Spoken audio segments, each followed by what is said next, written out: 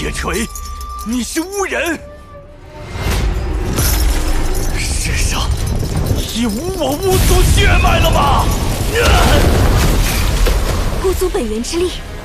大义前辈不必担心，妖庭已经覆没，后土前辈一脉留存于世，北距泸州的巫族也在繁衍生息。如今巫族虽不复当年盛景，但血脉并未断绝。他说的是真的，我是阿恒，你看看我，我是阿恒。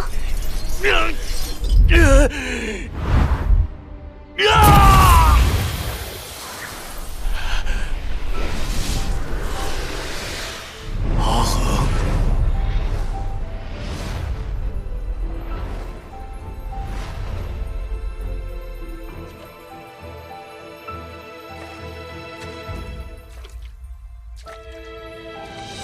阿恒，真的是你，我们又见面了。你可知我们这一面，隔了数万年？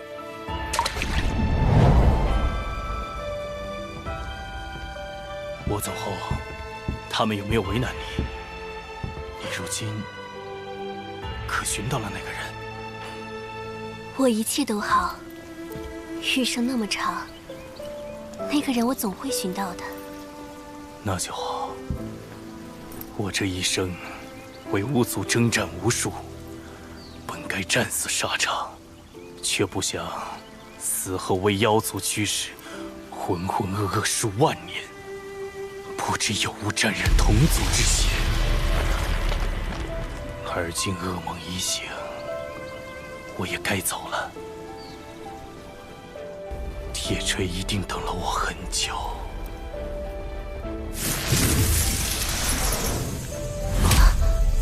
后生，我留了一件礼物与你，也算是报了你的解救之恩。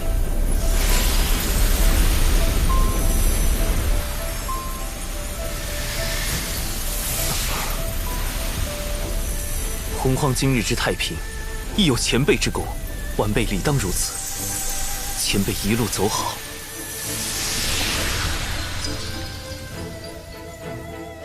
此番多谢星君相助，多亏水神设法才能唤醒羿。如今看来，也只有你能帮我找到那个人了。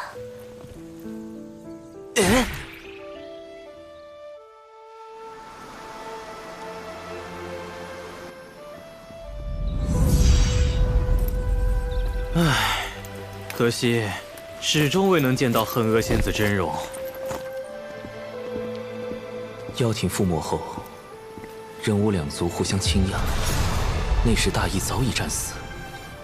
身为大巫妻子的恒娥，处境十分尴尬，甚至可能遭到两族刁难。或许，这便是他历世不入广寒宫的原因。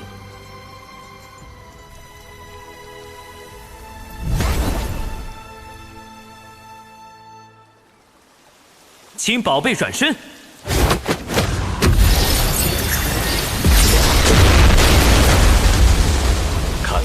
大义为报恩，将巫族本源之力留下，帮助水神操控斩仙飞刀。如今多了一件能斩杀大罗的宝物，不是件喜事吗？水神为何叹气？我与大义前辈因果两清，却注定要欠恒娥一个因果了。不知星君所求为何？我希望水神帮我找一个人，但这个人是谁，我也不知。为何不知？我心里像被拿走了一块拼图，我不知为何而失，也不知失去了什么。这感觉像是被天道修正了，但为何要修正恒娥？我只记得那个人曾对我说：“如果你不想被锁在清冷的宫内，孤影一人度过无数岁月，那就去抗争，去打破自己的宿命，去做一个逍遥世间无忧无虑的仙人。然后呢？不见了，什么都不见了。父皇说我沉睡了万年，但我明明能感受到，那个人就是我的师父。能预料恒娥命数且被天道修正的，只有一个人。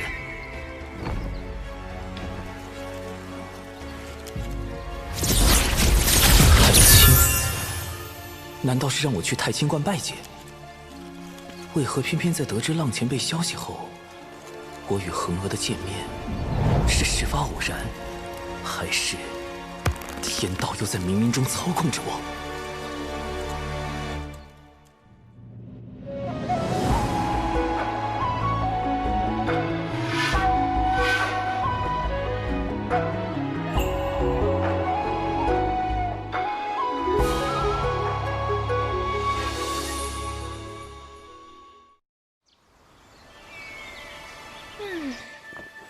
我还是第一次见师兄这么认真打扮。太清圣人召我去太清观，我自不能失了礼数。太清观，那可是太清圣人的道场，听说除了玄都大法师，还没人去过呢。此去太清观机会难得，我还可借机向太清圣人打探，广寒宫见恒娥一事背后，除了玉帝，还有没有别的推手？师父，弟子有事要离开一段时间。您放心，我已叮嘱白先生照看小雄风。师兄，早点回来！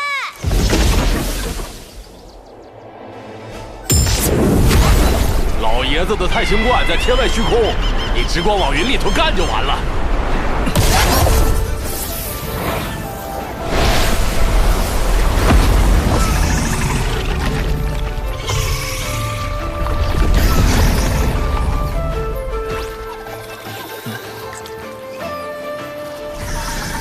天外虚空尽头了，传说天地初开，清气上升，化作天幕，护住洪荒天地。而天幕之外，便是妖魔盘踞的混沌海。人在那里能生存吗？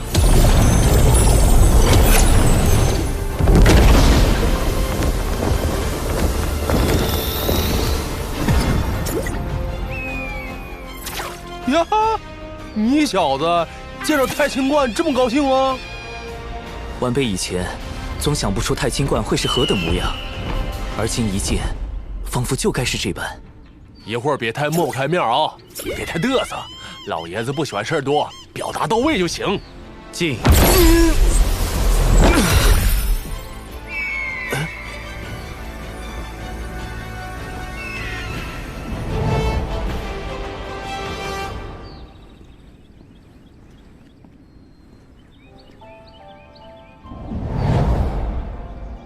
那应该是大法师的位置。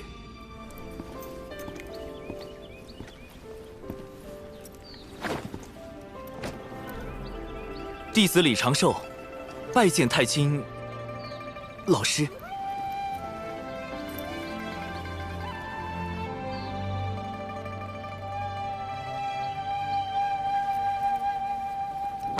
起来吧。我喊老师太清圣人应下。这便算正式拜师收徒了。不过当面还要传声，可真是我人教传统。坐。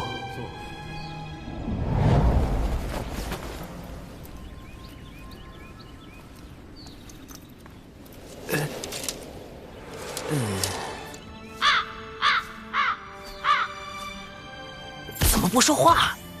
老师想考究我的耐性？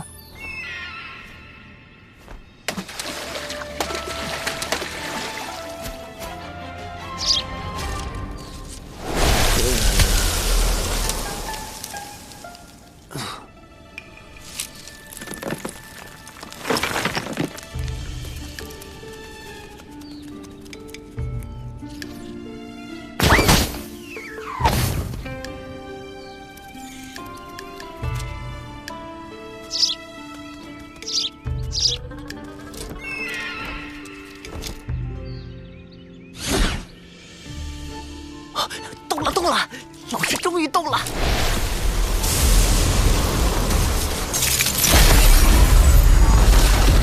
不愧是最强圣人，随手就能划破乾坤。此物道运无穷，看来老师考教结束，要传我道法了。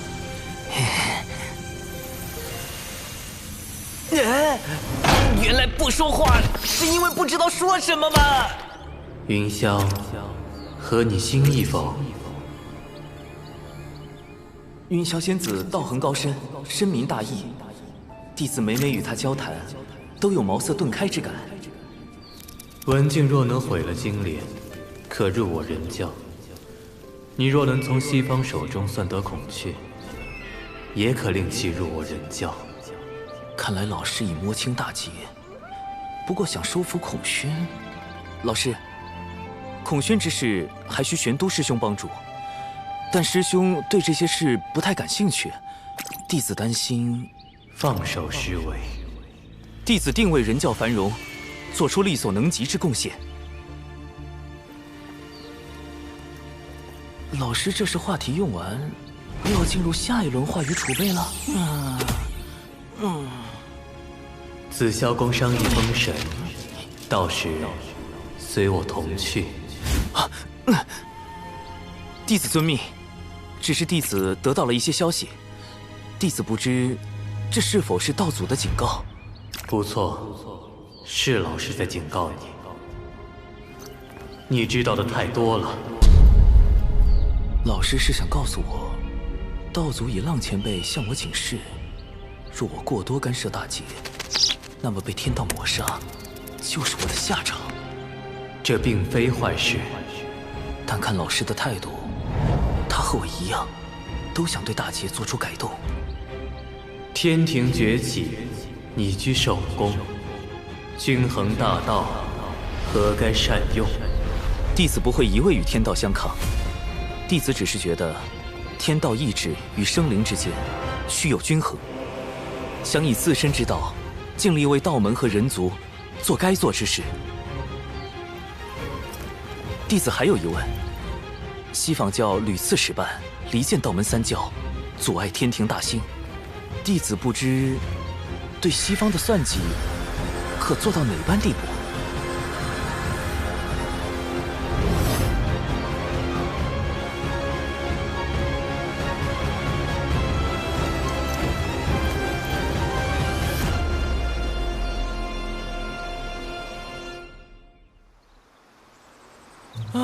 终于回来了，师兄，听太清圣人教导这么久，定是收获非凡吧？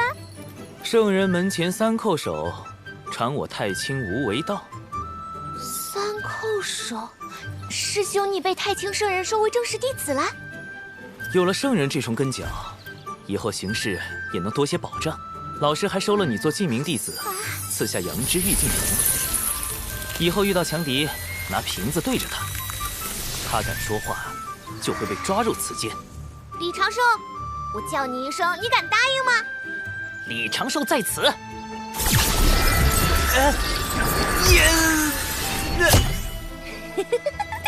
南陵娥，别忘了去老师画像前行礼。白先生看，太清圣人，不，太清老师赐我的呀。酸，不知为何就挺酸的。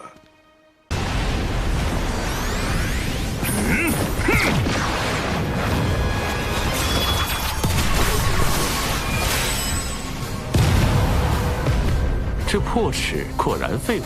是吧？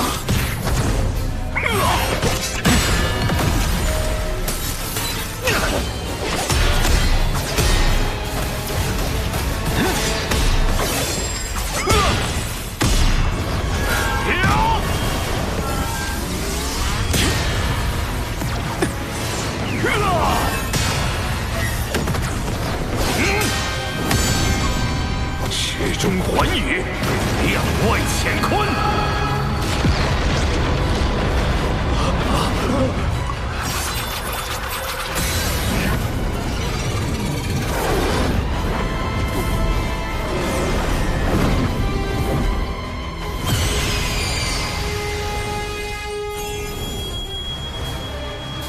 五色神光，灵杀！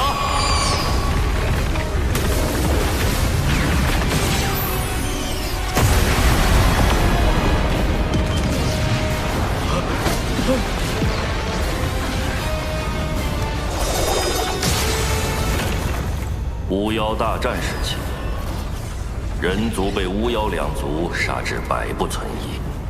那时，人族尚未获得修行之力，为躲避天上的妖族、地上的巫族，不得不躲入地下生活。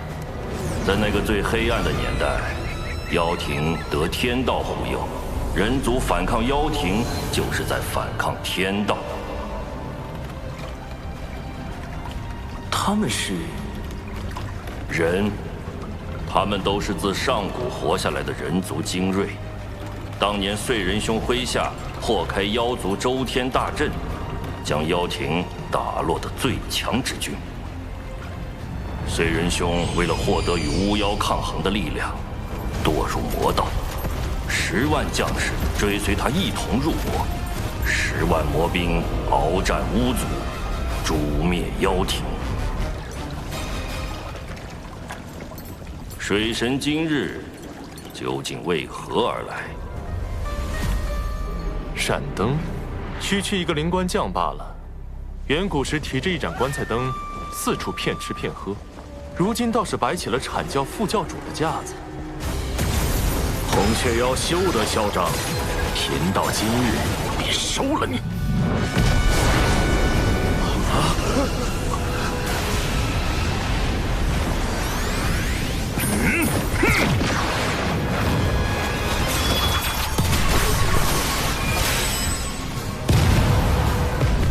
这破齿果然废物。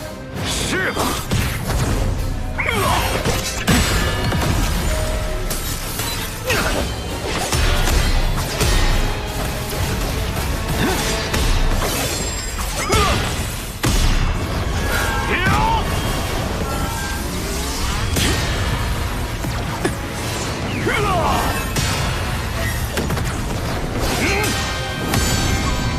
池中环宇，两外乾坤。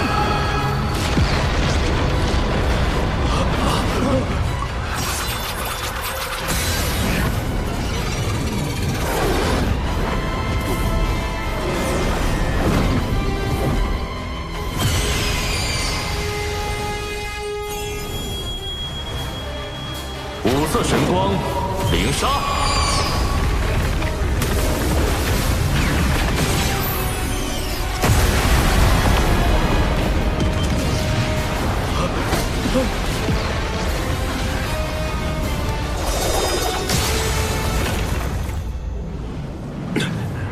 一把破齿，还想伤到本座？孔雀妖，你这是打定主意要投靠人教，不惜与我阐教为敌。阐教好大的威风！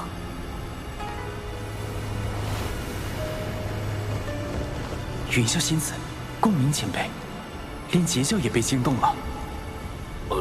此前是我失言，望孔玄道友见谅。仗着仙人神通，欺凌凡人，若非有孔宣道友和小法师道友护持，乾坤池怕是早已让有情国灰飞烟灭。有情国气数已尽，我阐教顺天而行，诛灭此国。截教前来，所图为何？天命不佑，自有我截教为万灵截取一线生机。你们这是要反天！燃灯副教主，可还记得天道因何而生？远古龙凤麒麟大战时，三族震碎洪荒，盘古残存在世间的意志，为守护洪荒天地，化作天道，约束众生。可见，守护之道才是真正的天道。既如此，燃灯副教主该与我们一同护佑有情国才是，何必倒行逆施？你，如今已非远古，若天道危害到生灵，吾辈自当反之。众生须受约束，为何天道便不可约束了？约束天道，有意思。说得好，有秦国之事，我截教管定了。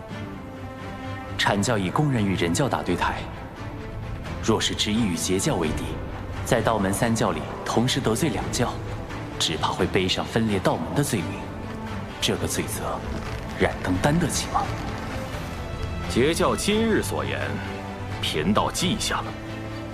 待贫道禀明元始天尊，阐教自会来找截教讨个说法。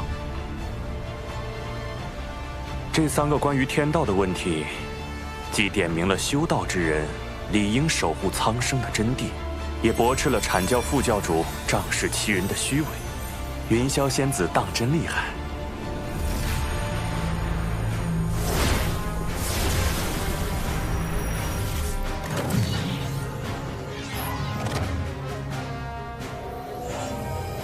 未来封神大劫开启，阐截两教闹翻，冉登还会用这把乾坤尺偷袭赵公明，绝不能让乾坤尺回到冉登手里，可又不能因此加剧人教与阐教的矛盾。孔宣道友莫要恼怒，我代冉登副教主跟你赔个不是。道友万万不可抢走他的乾坤尺啊！本座虽然可以，但没必要。行吧，看在玄都的面子上，再帮你一回。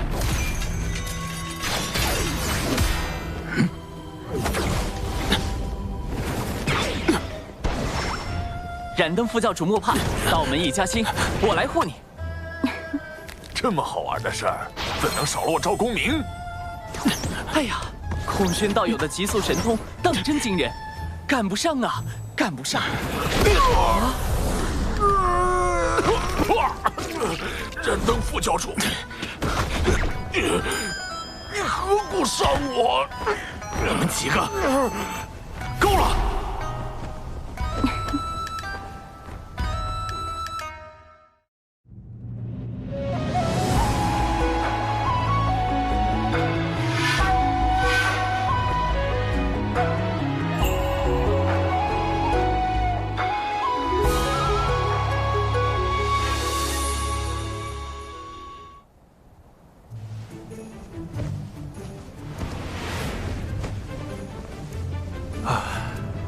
原来我们和真正高手的差距，根本不在修为。难道我们是差在法宝不够好吗？不，我说的是谋算之道，以及对脸面的割舍。这主要是靠天赋，修行是修行不来的。如小法师与公明前辈这般，才是真正的不战而屈人之兵啊！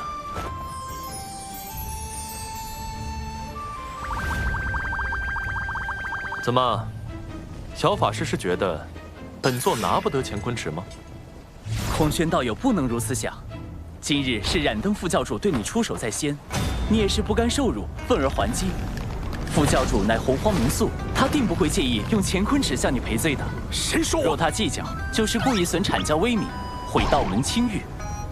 还是小法师明理，这乾坤尺送你了。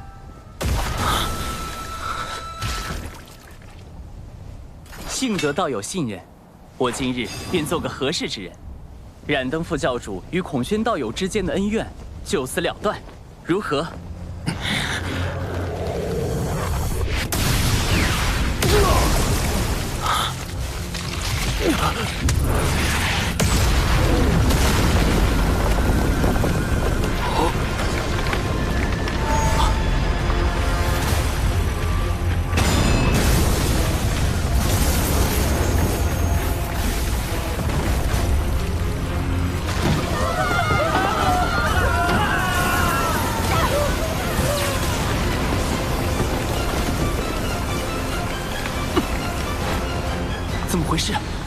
天道的力量在剧烈收束。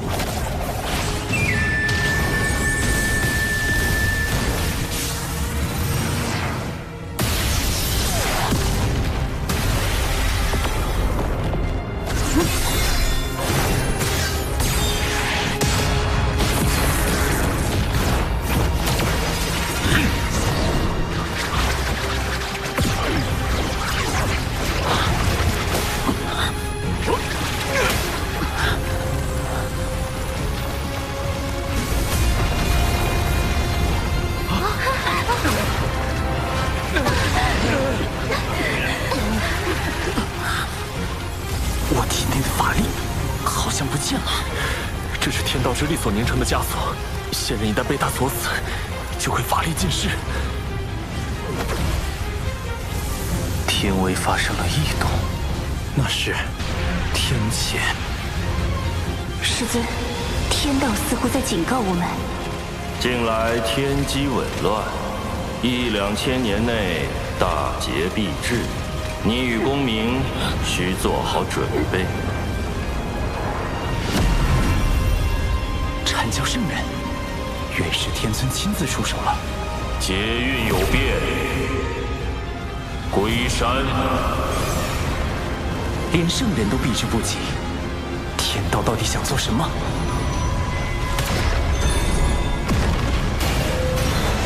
任你机关算尽，有秦国终究在劫难逃。有秦国不过是凡俗一个小国，怎会令天道如此震怒？这个国家非往不可吗？天命所至，必有深意。无论圣人还是天庭，都不可干涉，否则就是与天道为敌。这可是天谴啊！圣人不能违抗天道的剧本，所以让我去吗？请不来天兵，请不来圣人，我还能做什么？眼下只有最后那一线生机了。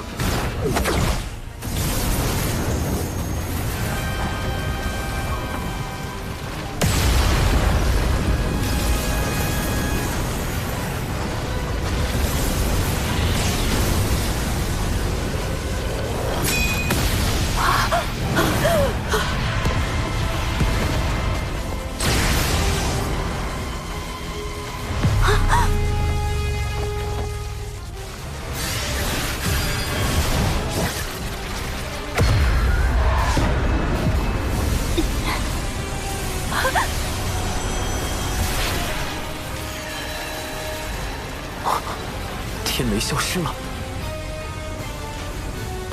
简狄，你怎么样？有没有受伤？你还怀有身孕啊！简狄生气，他腹中的胎儿就是未来的商国始祖。气，这就是天雷避开简狄的原因。而一个要建立商部落的人，势必不能承袭有秦国的国主之位，这也是天道要往有秦国的原因。为了开启封神大劫，就要生商；为了生商，就可以毁灭一个无辜的国家，杀死无辜的人。这样的天道，还能够阻止他吗？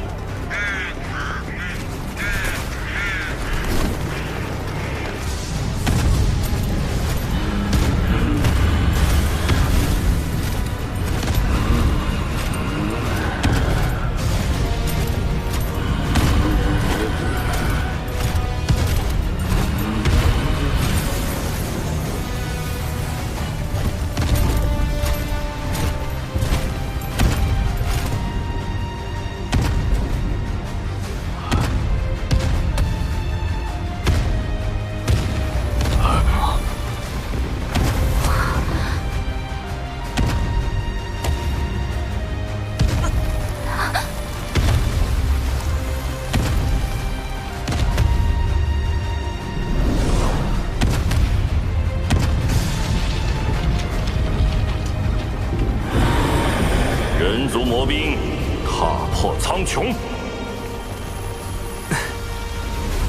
唯一能与天道对抗的，就是与之截然相悖的魔道。踏破天穹之事，人族已做了一遍，不介意做第二遍。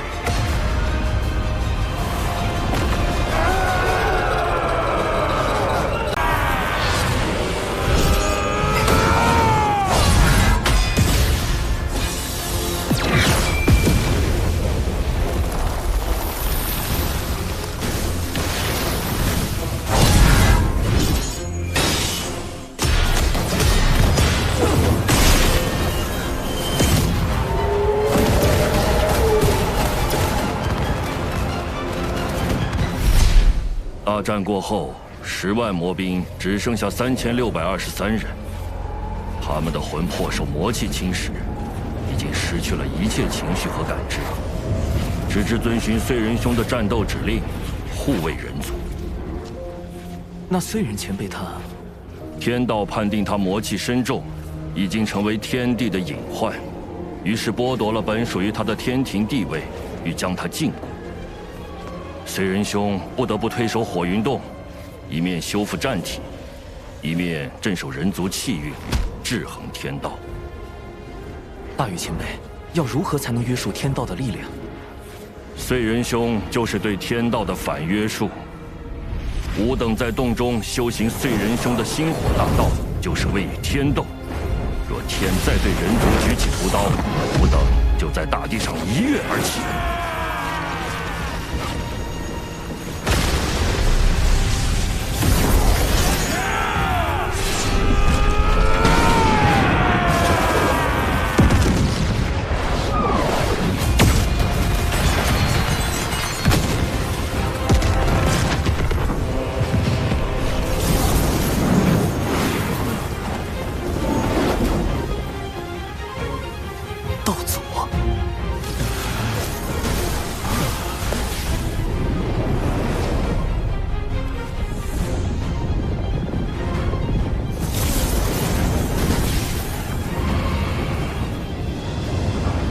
人族魔兵万年见面了，燧人兄伤势如何？不劳挂心，燧人兄托我前来向您问话。人皇虽离开俗世，却容不得人族被随意欺凌。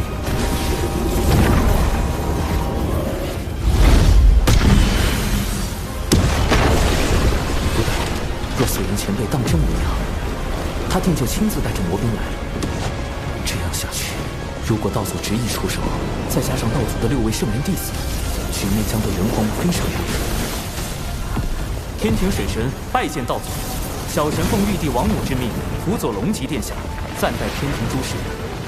今日见有情国国主逆天续命，国运将尽，特来为有情国之人寻一场机缘。机缘何在？小神见此女颇有慧根，想与她腹中胎儿一道天命，让她与她的后人带领有情国移民，再立新国，定会比现在的有情国更为昌盛。天道不是想生商吗？若将有情国改建为商国，岂不是能变相保下有情国的人，保住人族的利益？人荒们也就不会再与天道起冲突。你可愿结下3道仙契？契一，新国任何国主若违反天命，便魂飞魄散。契二，新国须遵天庭，遵祖遵礼。契三，国不可养修士，天庭自会与尔庇护，如何？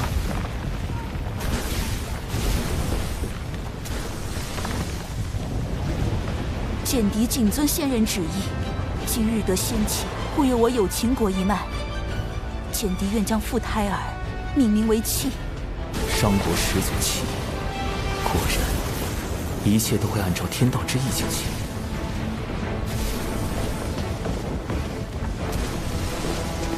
小神如此处置，不知是否合适？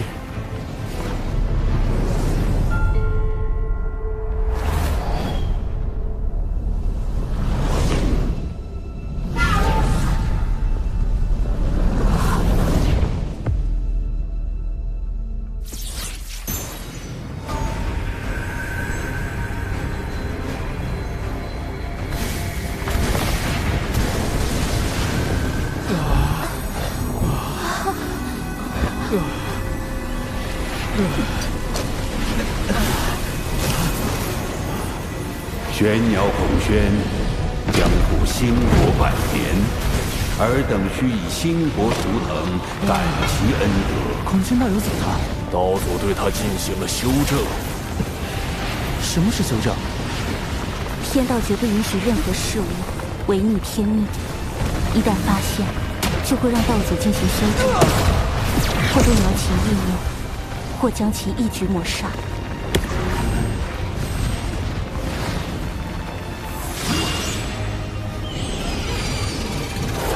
孔宣，带他们向东去。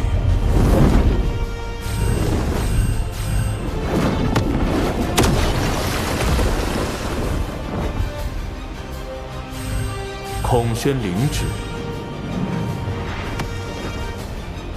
所以，是天道让道祖篡改了他们的思维，哪怕是有秦国自愿升商也不够，必须得有玄鸟升商。天道就容不得封神大劫的剧本出现丝毫偏差吗？众将听令，收兵回火云洞。长庚，我曾问过你人与天争之事，争有成败，成则改天换地，败则沦为天道掌控洪荒的棋子。如今你应当明白了，人族所面对的是怎样强大的对手。无志不改，此战无休。人族若想强逆天意，除非拥有盘古那样超脱天道的力量，不然终究会被天道所禁锢。可即便是如今洪荒最强的道祖，也必须遵循天道意志行事。只靠力量，真的能胜天吗？长寿师兄，我与父母终会有再见之日，对吗？一定。未来封神大劫开启，商国百姓必会卷入无端战火。我要想助人族避开劫难，往后势必要与天道博弈。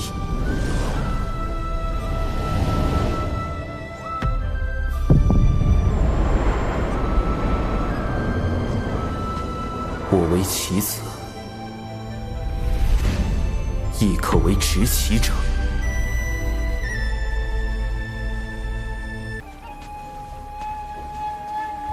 弟子修行至今，是否改变了什么？是。弟子如今是否在做某些判断时，已被天道影响？无需自疑，道有其中。也就是说，天道对生灵的影响程度是有限的。谢圣人点拨，弟子心安了。天庭重中之重，请记。什么叫重中之重？难道哪怕牺牲道门的实力，去快速填充天庭、完善天道，也在所不惜？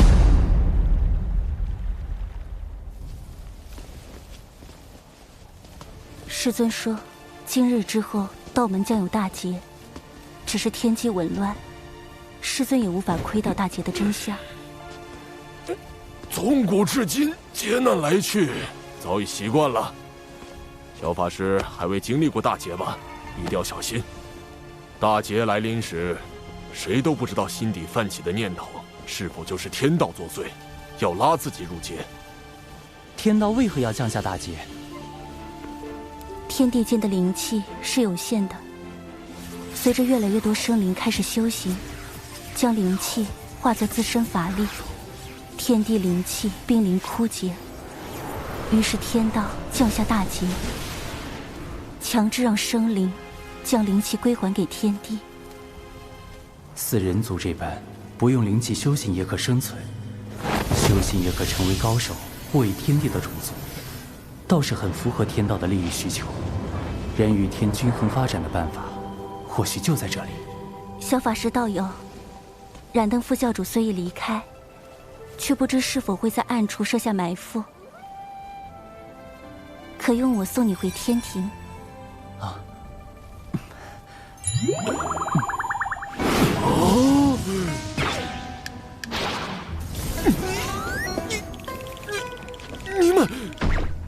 这小子当我的面挖水神老弟墙角，胆子也太大了，这可不地道啊！水神老弟，你可长点心吧！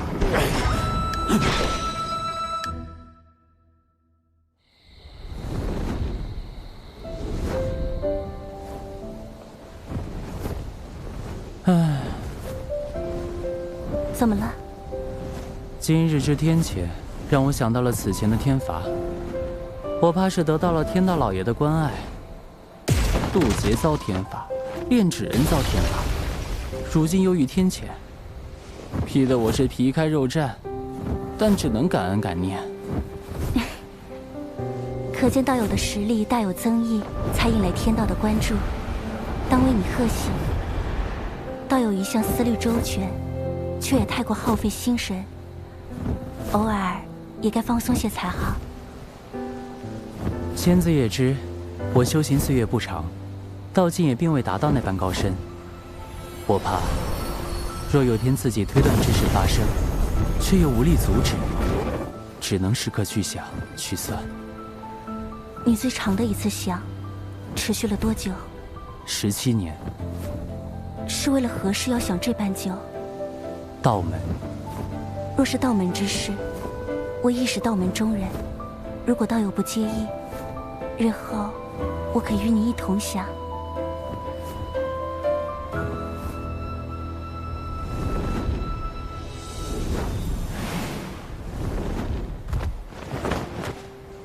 多谢仙子送我这一程。那我这便回三仙岛修行了。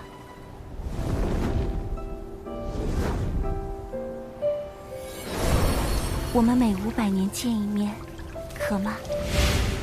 仙子，那个，我们此次会面是事出有因，可否不算在500年的计数内？自然。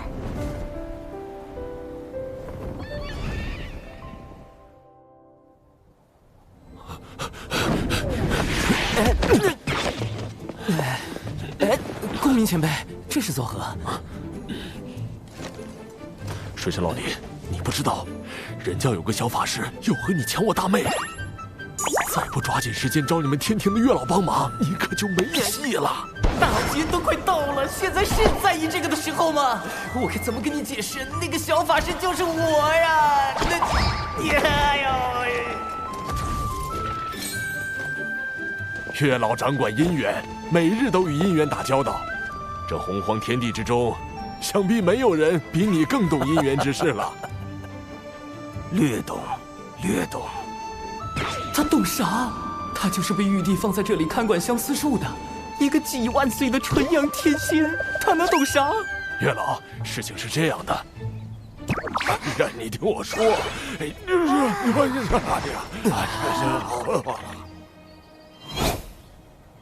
啊，我明白了。云霄仙子想和水神做知己，水神想和云霄仙子做道侣。没错。可云霄仙子这般的先天生灵，在相思树上并无牧人，小神牵不了她的红线，只能另寻他法。不如让水神给云霄仙子写封信，暗表心意吧。信？可是那种看起来很好懂，实际上看不懂的信。莫非公明前辈收到过这样的信？金光师妹给我写过。哦，看来是金光前辈想和公明前辈做道侣，公明前辈把他当知己了。金光圣母在封神大劫的故事中，死后上封神榜，成为天庭的殿母。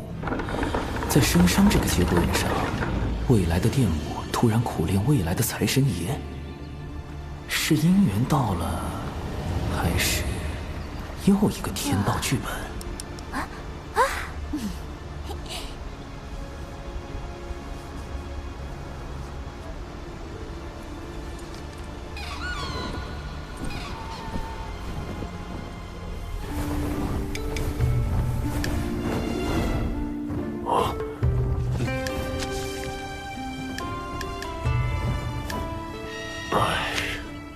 这已是金光师妹最近送来的第3封信了。莫非道友对金光道友无意？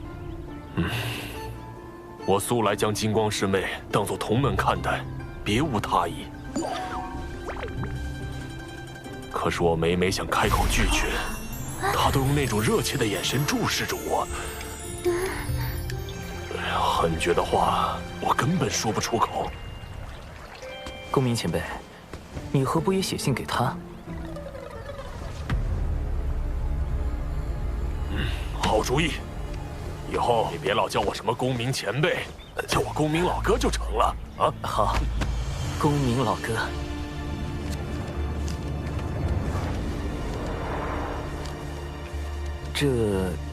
金光前辈，这封信确实是我提议让公明老哥写的，他对你之事颇为烦恼。是我不该纠缠他。不，金光师叔，依我看，公明师叔写此信未必就是拒绝的意思。火灵是指火灵圣母，多宝道人之徒，结交3代弟子的翘楚。封神大劫中为报徒弟之仇，与西周京对阵，是引动产劫对峙的关键人物。说来截教女仙怎么都爱自称圣母，这不是和圣母女娲撞名了？叫圣娘多不实。师叔，您从第4行开始，将这书信每逢双行的首字连起来一读，便知其意。这封信拒绝的够明显了吧？还有什么可看的？今昧莫及，无心久矣。这也太妙了！他还会写藏头诗，是太牵强了吧？若真是藏头诗，为什么我从第1行就开始藏头？金光再傻也不会信的吧？原是我误解了公明师兄的心意。公明，公明刚才多谢水神，金光师叔苦情久矣，我实不忍看他黯然神伤。听闻您才智过人，这才将他哄来您这儿，还请您出手相助，一因因果，我愿承担。金光前辈竟有你这般挚友，也罢，我可以帮你。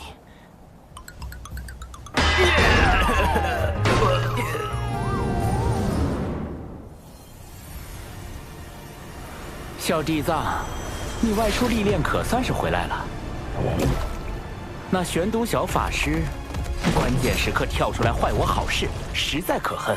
快让你那谛听施展神通，我必要将他找出来。早已试过了，连谛听也无可奈何。这么没用，不如早点遁了。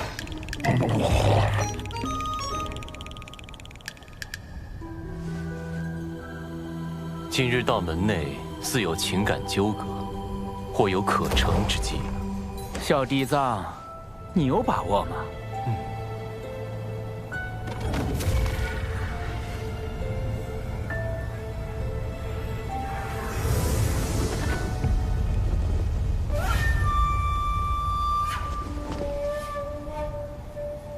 哎，听说了没？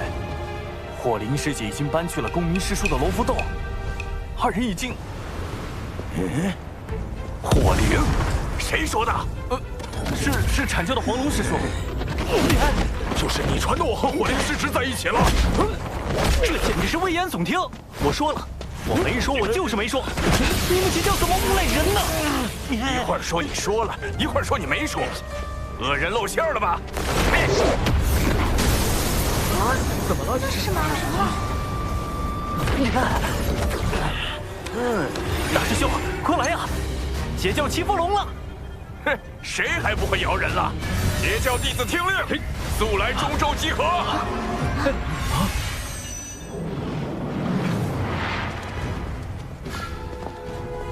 黄龙师弟4处造谣，败坏我徒儿火灵的名声，你阐教这究竟是何意？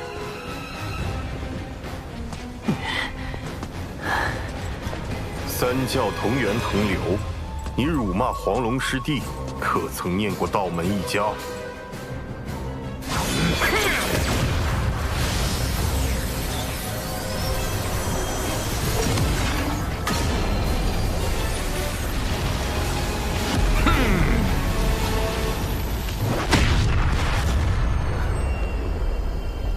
我遭了算计。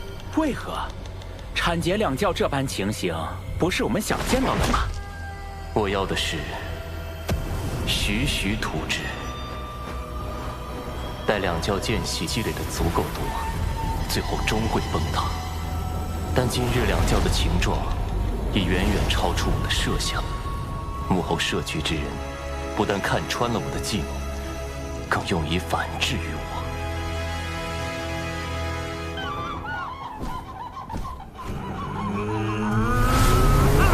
这多宝和广成子演的倒是怪好的嘞。西坊教今日事情闹得那么大，我倒要看看你们要如何收场。哎呦，玄都大法师终于登场了。玄都师长，早前闻你两教谣言之事，我便请天庭出面引动天道之力，凝出一面正德碑，可追溯一世之源。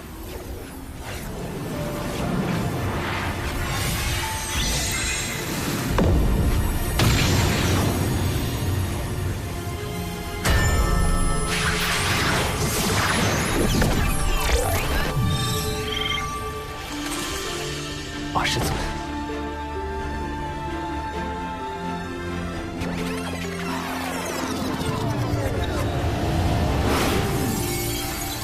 ，12品功德金莲，是西坊教在替此人遮掩。截教众仙听令，阐教众仙听令，随我逼上灵山！西坊教能主事的，给贫道出来！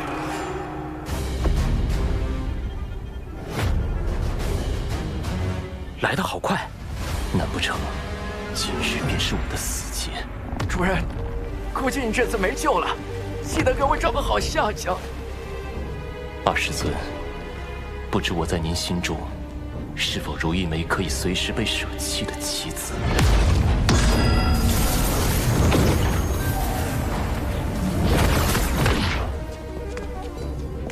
诸位道友，如此兴师动众，不知有何指教？西坊教造谣生事，毁我图清誉。玄都师兄已用正德碑推演，凶手正在你们灵山之中。道友莫急，西坊教定给你们个交代。你们之中谁做了此事？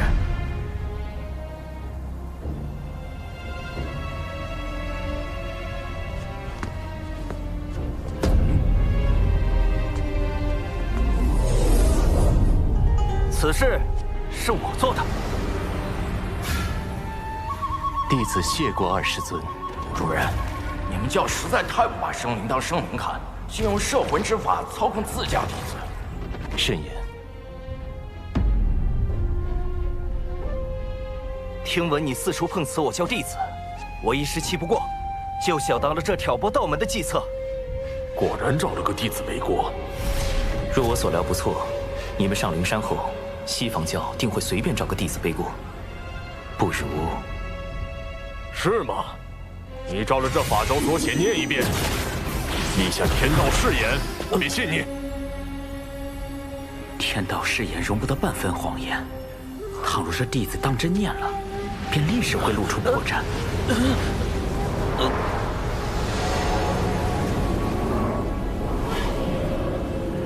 用天道誓言令西坊教陷入两难，水山老弟，妙啊！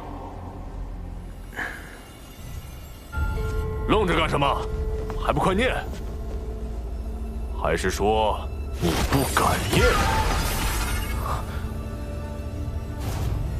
此事不过是场私怨，道门三圣与西坊二圣皆师从道祖，何必闹得如此僵硬？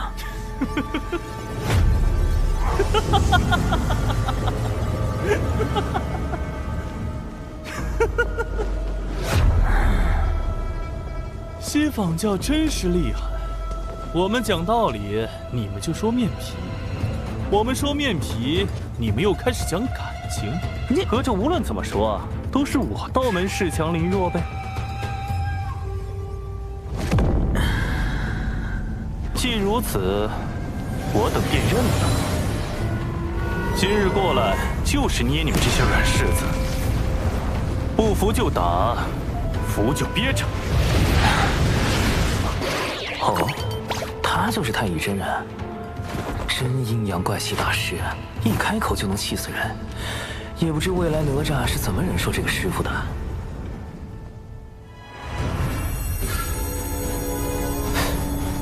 那是。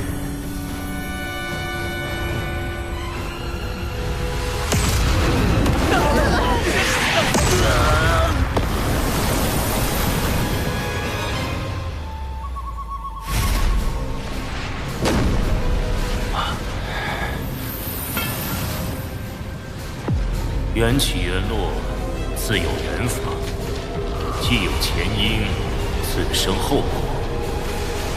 即日起，灵山封山1000年，若无贫道之命，众弟子不可随意外出。这准提当众灭口，太不要脸了！公明老哥，我们的目的已达到，今后西方教不敢再随意算计道门，当适可而止。今日因果已了，我等就此告退。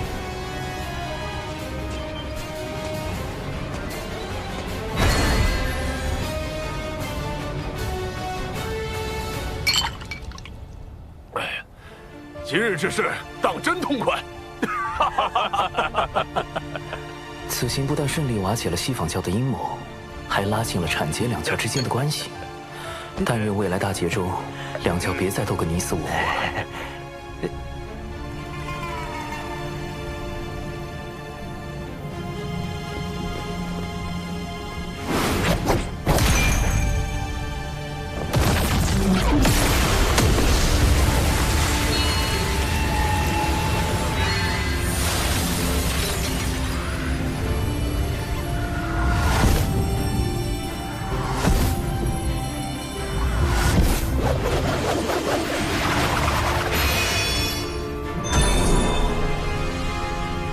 太极图，是太清圣人在为此人遮掩。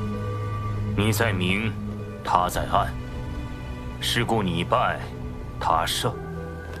自今日起，你在此地禁足思过，若无我令，勿多出手。谨遵二师尊法旨。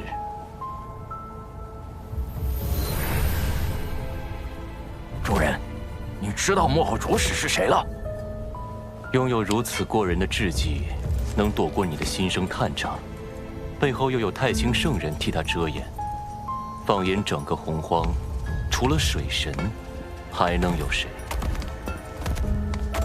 主人，你在害怕？我没有。若此次当真是他所谋划，那我也不算败得太冤。算计不过就算计不过，你何必嘴硬？急了，心境乱了，全是破绽。水神，下一次交锋可没有那么简单了。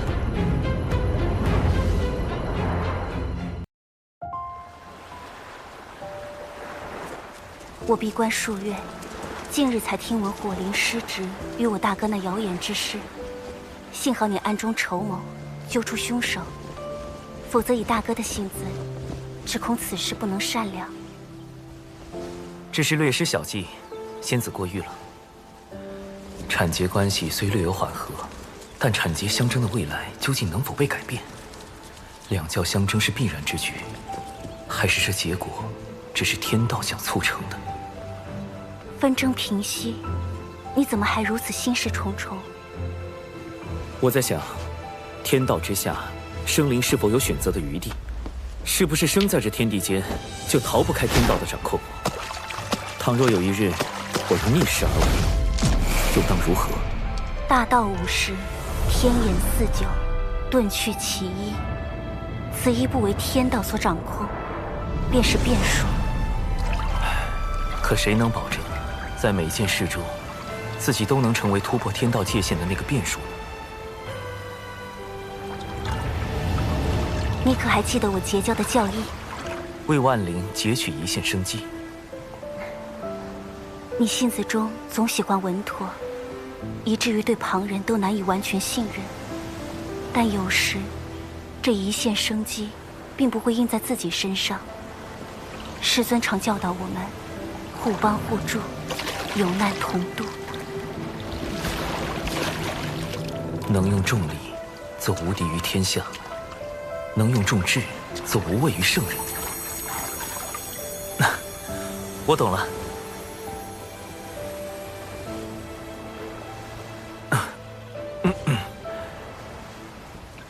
跟前辈高人谈心，对修行当真大有裨益。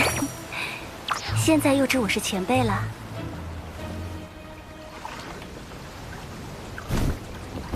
我之所求，将来必与天道大事相拟，必要做好万全准备。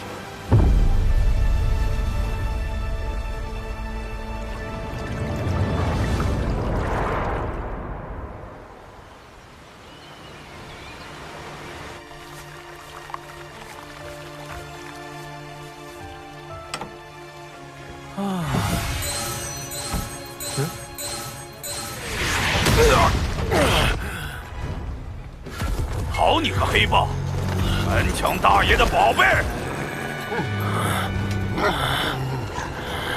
大劫将近的节骨眼儿，太清圣人突然让我去关注一只黑皮豹。奇怪，这豹子看着修为也不高。拿命来！救命啊！救命啊！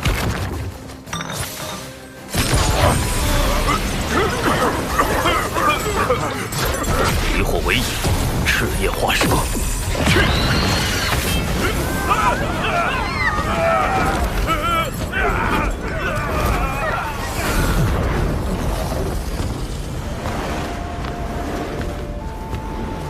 多谢前辈搭救。等等，莫非是姜子牙的同门师弟，元始天尊之徒，申公豹？前辈您对我恩同在上，您定会一生平安。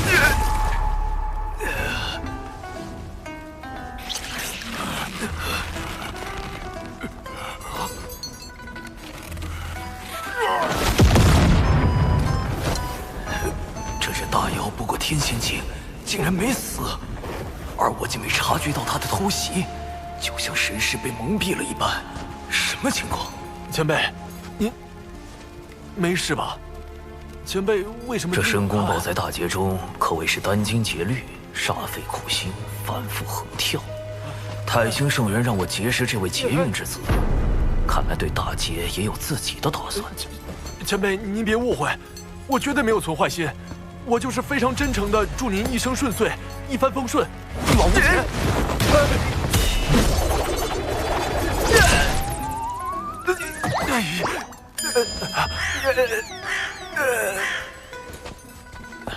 前辈，你还好吧？申公豹这嘴是开了光了吧？不过，倒是可以利用利用。一点小伤，不碍事。我只是觉得你这只妖颇为有趣。妖庭大兴在即，正需要你这样的良才。您是妖庭的人？我留些丹药给你，你且在此地好生养伤，往后自会有你发光发热之处。前辈可否留一名号？贫道本自清修客，少问世事驾闲鹤，你就称我陆鸦便是。妖庭，陆鸦，莫非您是？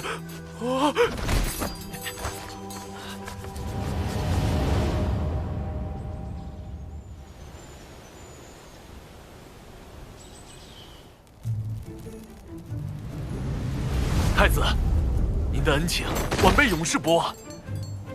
晚辈为太子立了一个长生牌位，从今以后每日上香。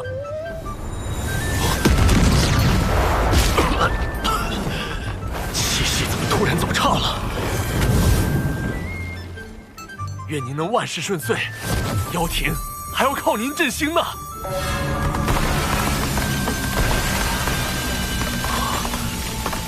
大阵怎会无缘无故破碎？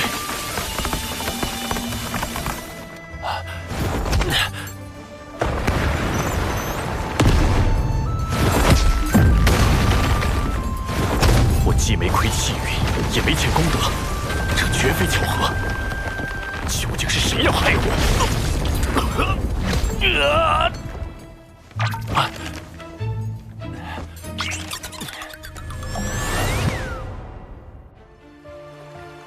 我当然不指望申公豹真能奶死陆牙，不过倒是刚好借此试探一波天道。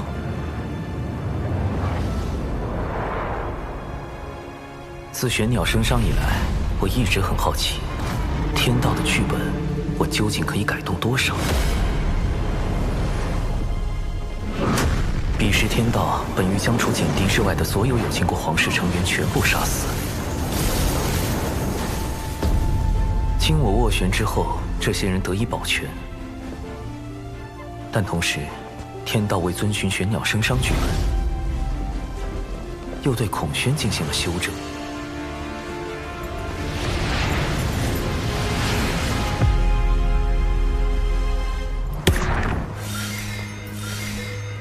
天道剧本之下，究竟哪些事情是可以改动的，哪些事情又是不能改动的？为何有经过皇室可以保全，孔宣却要被修正？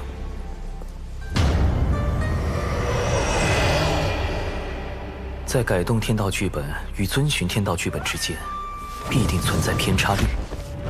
如果能推导出这个偏差率的精确数值，我就有了更多的可操作空间，尽可能的救下更多的人。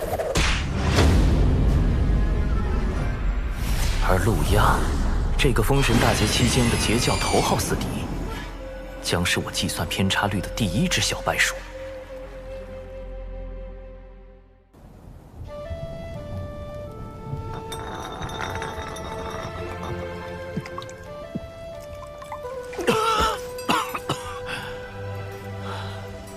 母亲，还请告诉孩儿，孩儿到底又做错了什么？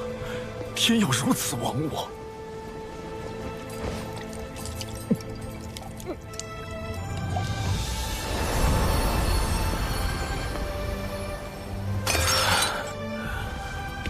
多少年过去了，金蜈蚣也是如今的断壁残垣，兄弟姐妹们只剩下了我一个。出自汤谷兮，漫天游；归于于渊兮，欲甘渊。唉。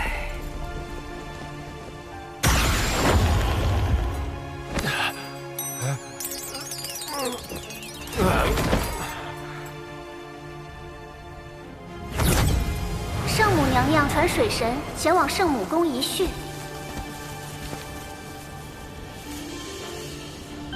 让黑豹对陆压行诅咒之事，可是你的算计？陆压多番谋害玉帝陛下，已成天庭心腹大患，小生不得已才暗中出手。我答应过他母亲羲和，要保他性命。今后若他无大过，你不可随意出手。另外，你若不想和你那个同乡一样，也成为天道禁忌，便不要再试探天道的底线。浪姐妹，圣母，我那位同乡，你只需知道他已彻底死了。天道已修正了他的存在，无也不可多提。浪前辈死了，那我之前的猜测有误。太清圣人和道祖红军都不可能是浪前辈了。今日召你来，吾还有些事要叮嘱。三教中，元始师兄心思太深，通天师兄桀骜不羁，唯有太清师兄早早看破盛极而衰之。7年巫妖大战之时，6圣之中，唯有太清师兄暗中出手，助玄都对战东皇太一。后妖庭没落，天庭兴立，太清师兄更是以化身坐镇天庭。原来太清圣人曾出手助玄都大法师击败东皇太一。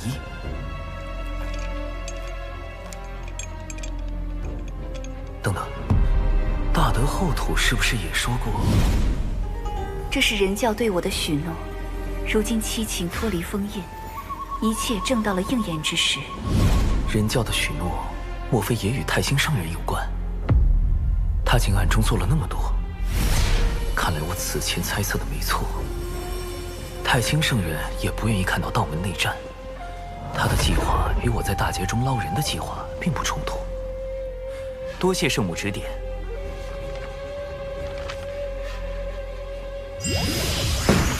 来都来了，画几册漫画再走吧。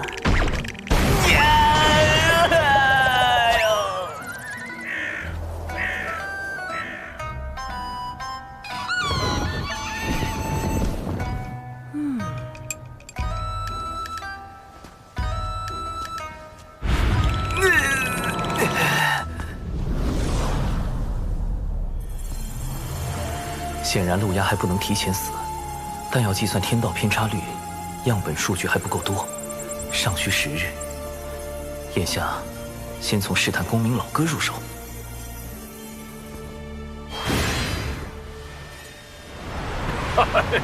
多谢水神老弟带我来天庭逛一遭。公明老哥，近日听闻有大劫将至，你有何打算？你有应对之策？你看这天庭如何？灵气充沛，大道有宗，可谓是修行圣地。可惜一言一行都有天道监管，颇不爽利。天道至公无私，监管又有何妨？我不慕天庭之功德，不愿被天庭所辖管，更不愿有什么君臣之道。修道为何？先长生后逍遥，寻的是无拘无束，为的是念头无阻，不然何以求得超脱？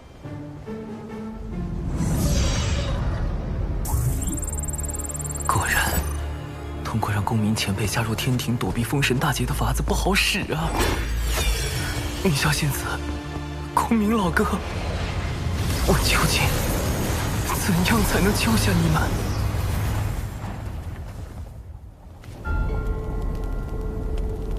太子旧伤未愈，似又添了新伤，此乃12品功德金莲所结，能助太子早日痊愈。想与我联手对抗天庭和道门，仅凭一颗莲子可不够。联手？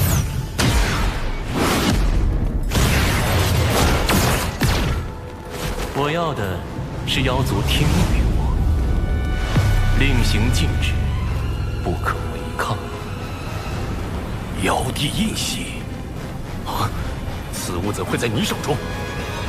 两位妖皇陨落后，妖帝印玺随之隐没洪荒，贫道费了好些功夫才寻到。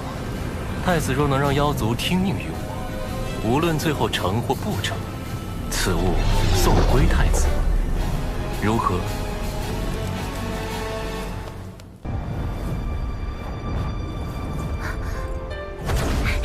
师兄，我活着回来啦！还未验明正身，就这般毫无提防靠近吗？若站在这儿的师兄都不是师兄，我再小心谨慎，怕也活不了。下山一趟，果然成长不少，心境也非往日。有些事要正式跟你谈一下。啊？正式？啊？玄都小法师，天庭水神，师兄你竟有这么多身份，切记保密。另外，我在外行走，遇见了一位很特别的人。你可听说过云霄仙子？截教云霄，先天生灵，天地大能。师兄，你和云霄仙子，你为为什么？明明是我先。此事解释起来十分复杂，你可以理解为，云霄仙子与我因某些事有了交集，后来又经历了一些事，我们之间的关系比以往更近了一步。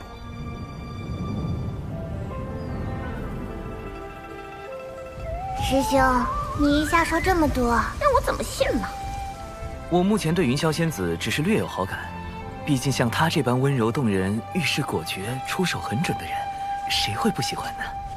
先天生灵，圣人弟子，天地大能，美丽动人，温柔贤惠，明显不是对手啊！而你与师父是我最信任之人，你是否愿意站出来，帮师兄处理一些事务？我愿意，师兄，我会做好力所能及之事，成为你的助力。哼，我才没那么容易放弃。哦，灵娥，你何时回来的？有没有受伤？师父！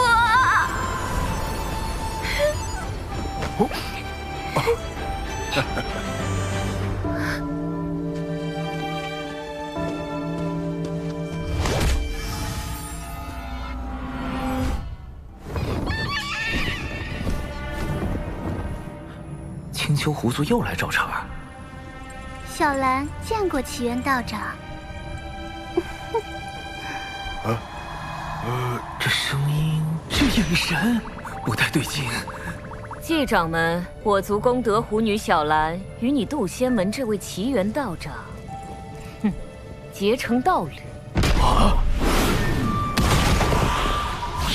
如何？你摆平什么了？莫非你那什么寂寞的歪理？狐妖怎会？对师父芳心暗许。弟子对症下药，是他想多了。且狐妖此举定然有诈，我已将其引到僻静之地，我可趁机一探。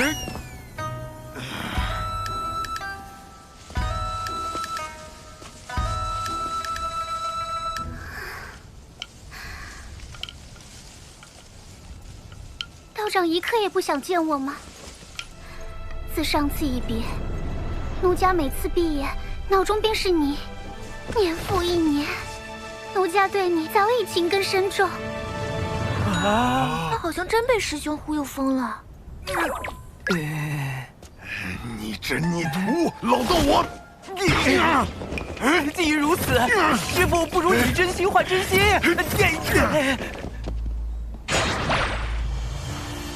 师兄，你真相信狐妖看上师父了？非也，此乃狐妖之套路，先忽悠仇敌爱上自己，再翻脸羞辱，以此来报复。蓝道友，可忤完了？师父，鼻子，鼻子。没眼看，没眼看。狐妖路子这么野，师父能稳住吗？或许能撑3个时辰。道长，我来帮你疗伤。使不得。道长若对我无意，为何不敢正面看我一眼？蓝道友自重，贫道思来想去，有些话还是想跟你说个清楚。师兄，你假扮师父的事要被抖出来了。师父待人诚恳，又岂会再做欺瞒？道长请说。美色当前，臭老头要原形毕露了。道友其实一直认错了人。什么？果然说出来会痛快许多。道长此话何意？与蓝道友相交的是一位高人，他不想被人所知，故用贫道样貌走动。当然，这也是贫道允许过的，只是不曾想。道长何苦骗我？外貌可相似，但道心、性情却难做到完全一样。虚假终归是虚假，蓝道友着了相。这么说，我一直恨错了人。恨？狐妖心态崩了，师父却毫不知情，怕是要吃亏。不然你以为呢？还以为蓝道友生了心魔，原来是在骗我。你不是应该一副受到欺骗、愤怒、怨恨、尴尬的表情吗？怎会如此？而且，我生了心魔，不是与你更有利吗？蓝道友困于执念，贫道有不可推卸之责。若你再因此诱发心魔，贫道良心难安。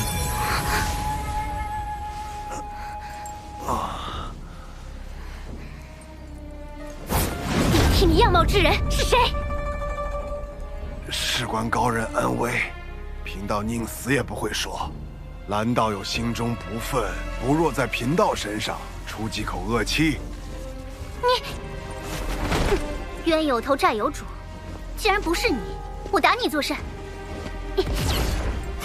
真诚克腹黑，果然是万年不变的定力。出来吧。师父当真令徒儿钦佩，美色当前，竟能如此坦荡。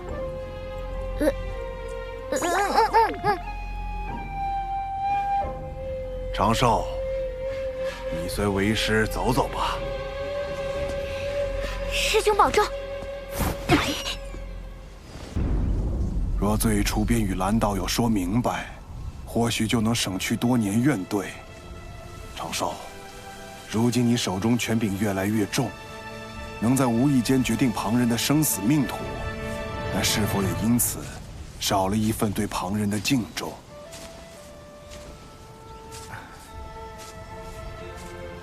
为师已教不了你修行，道理也不如你懂得多。为师知你心底有一份正直所在，只是习惯了稳妥。但因果轮回，一饮一啄，若忽略这般因果，怕是会为你前路埋下隐患。师父，弟子……这算是蓝道友之事对你的惩戒。以后你也是天庭1号大人物，为师也不能随意教训你喽。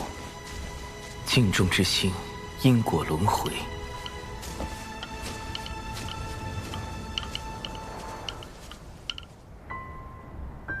尊师所言，有些在理，有些却忽略了你的处境。你发自微弱，又过早参与大教之争，若不遮掩形貌活动，早就身死道乡。处置狐妖时，于你而言，本就是两难。仙子可是在为我鸣不平？我处置方式确实粗糙，此番训斥理所应当。只是师父一生情路坎坷，心中执念是与故人重聚。可我并非他，很难做到感同身受。正因如此，才不能把话闷在心里。今后若再有困苦，亦可同我言说。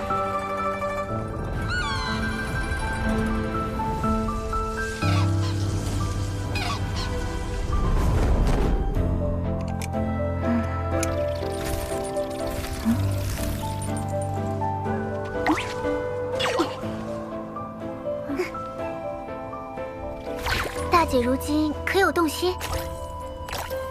何谓动心？就是心底总有个念想，时时刻刻都会想起一个人，连大道之中也可见此人踪影。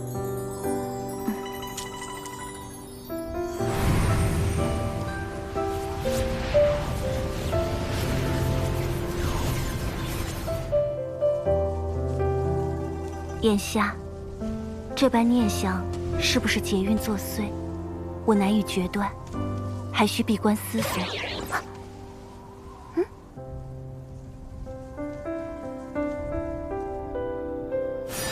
水神，奇缘道友出事了。孽缘线。水神大人，您定要相信小神。齐元道友乃是您的至交好友，小神怎敢给他随意安排姻缘？更何况还是这种命运纠缠、不死不休的孽缘线。是天道，这和大姐有没有关系？狐妖是占据大姐肉身的九尾狐吗？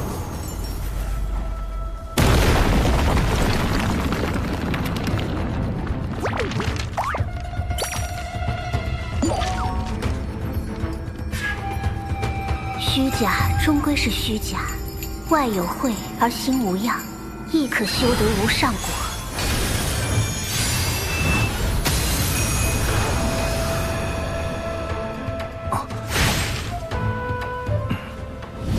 你若不想和你那个同乡一样，也成为天道禁忌，便不要再试探天道的底线。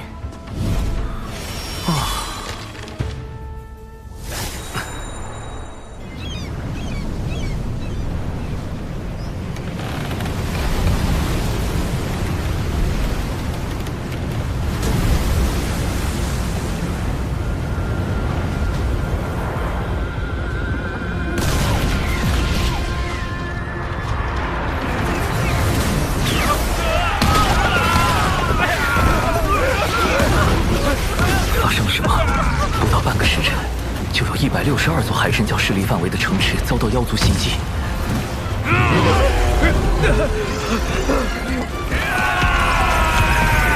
长寿，逍遥仙宗发来求救信，说遭到数万妖兵围攻，其中有不少大罗之境的高手。即便贫道带人赶去，恐怕也是力有未逮。你看这可如何是好？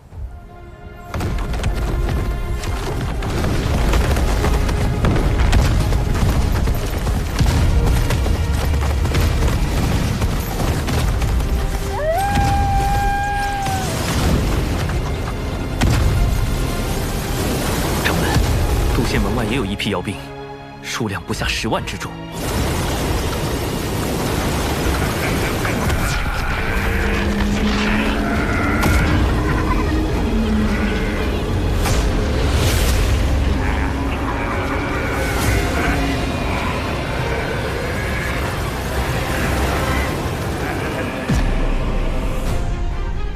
太子若能让妖族听命于我，无论最后成或不成，此物送归太子，如何？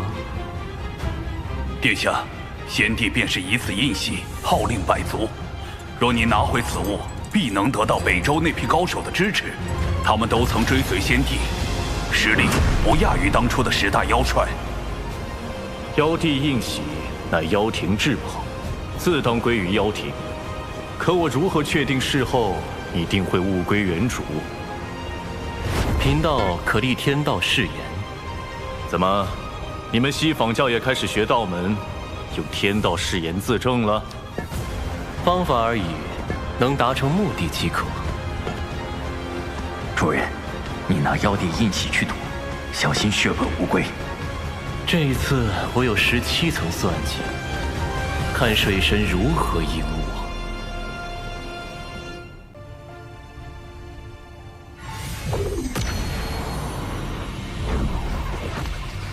诸位久等了。地藏，灵山因他而封，没想到这么快就又被尊体圣人启用了。主人，他就是文静。金蝉折损前就怀疑过他。往后见我，不必行跪拜之礼，请起。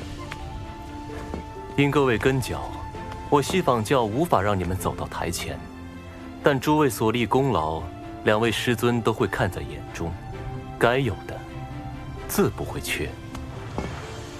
不知大人有何吩咐？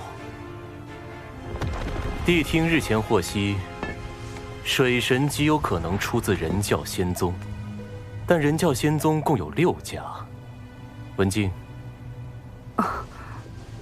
你觉得若对人教仙宗发难，逼水神现身，选哪家较为合适？那自然是要选道成最多的那个逍遥仙尊。但水神绝非一羽之辈，他那灵爆秘法，委实有些吓人。此次围攻的是人教仙宗，他若用灵爆秘法，岂非自毁城墙？大人所言极是。你我在此商讨时，贫道的算计便已开始。妖庭的妖兵作为先锋军，分往3处袭击，各位只需在此静候指示即可。这个地藏下手好快。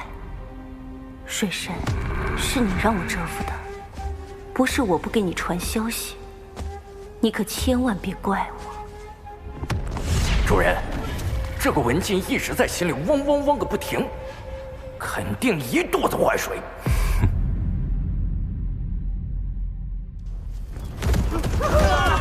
快逃！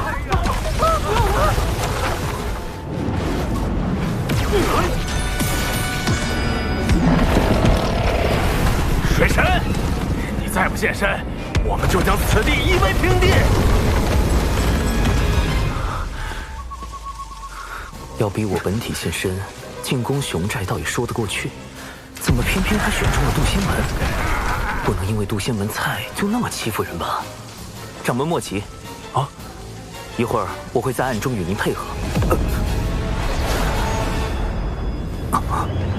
嘿嘿，小家伙，俺又来凑你了。大前辈，太清社人竟然主动把玄黄塔送来给我防身，看来事情大条了呀！必须启动最高级别防备体系。长寿，掌门，立刻召集宗门上下，赶往地脉挪移大阵。不战而逃？可地脉出的挪移大阵，在上一次渡仙门大战时已经暴露了出口，难保此次敌军不会埋伏在那儿。数年前，弟子便在旧的挪移大阵下方1600丈处，搭建了一处新的挪移大阵，十分隐秘。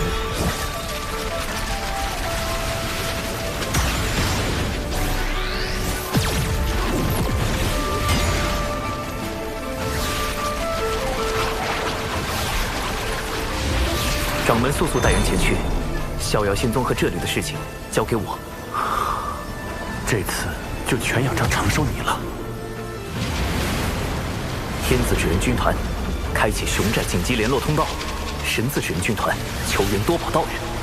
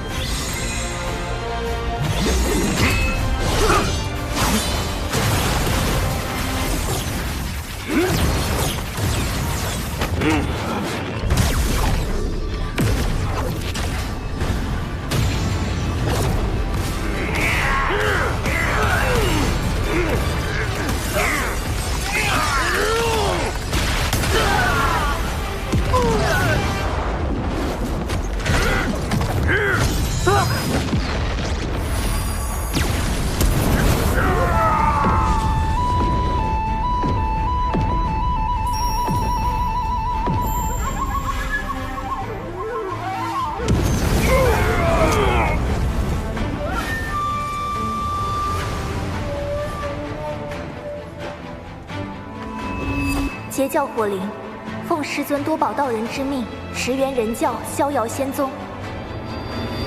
这水神反应好快呀，又是化身又是求援的。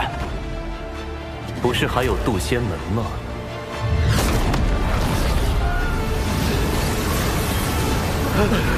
快，让他们跑了！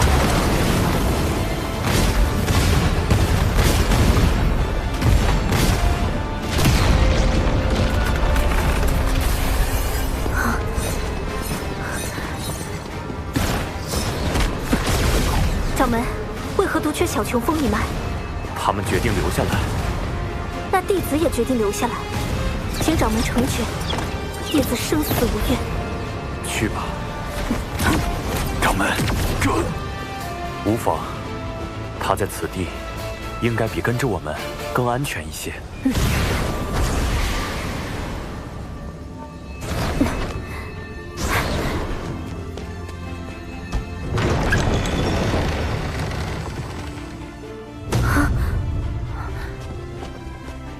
奇缘世术，究竟是有情师妹，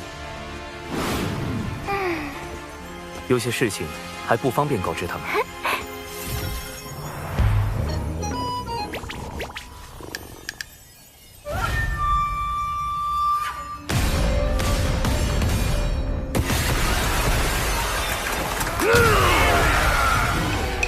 师兄，大阵……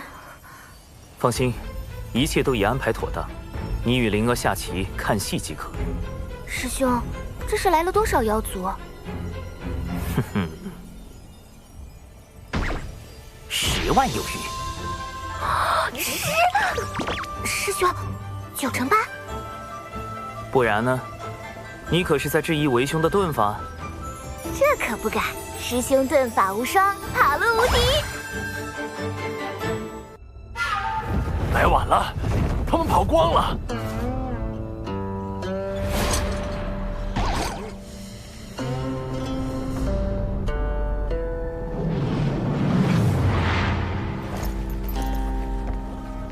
老大，这里会不会有埋伏？咱们要不问下地藏那边？渡仙门不过是个小宗门，能有啥陷阱？你少给我提地藏！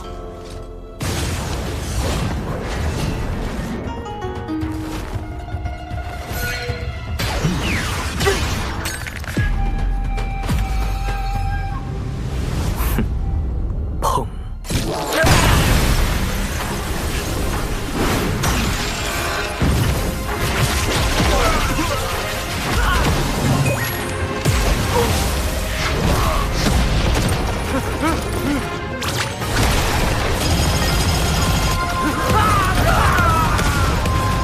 ！10万妖兵来了，就别想再走。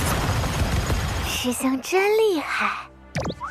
糟糕，我是不是说漏嘴了？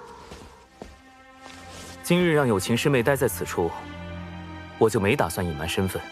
切记，我此前给你们的新生屏蔽仪万不可离身。师兄放心，保证万无一失。长寿师兄的本体究竟在何处？这个倒是说不精准，不过通常而言，师兄都会在一个最为安全的地方。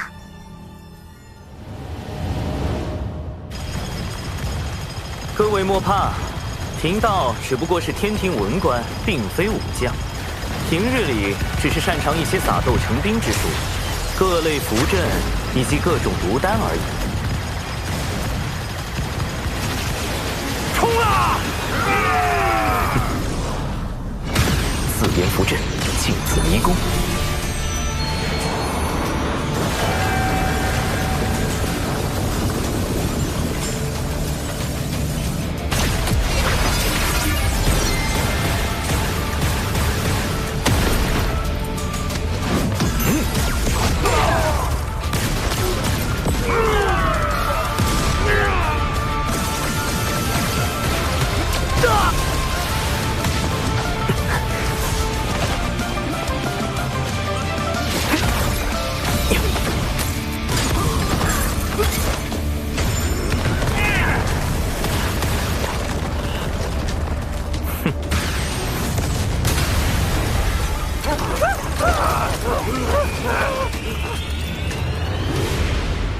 塔前辈，晚辈向您借3缕威能一用。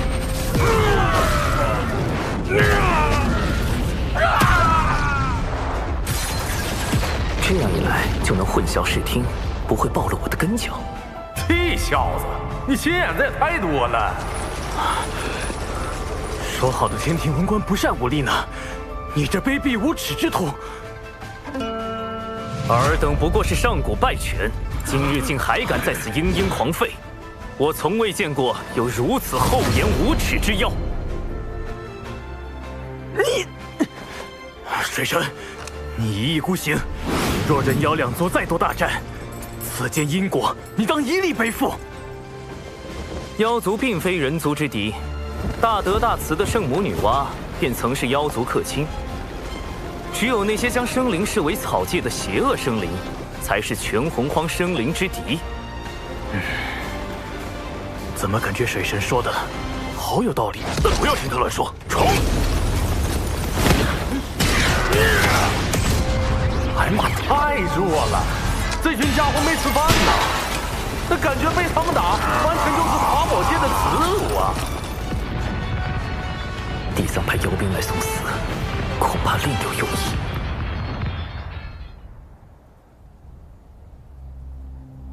3处的水神化身都有玄黄塔，主人，你的算计落空了。只是第一重罢了。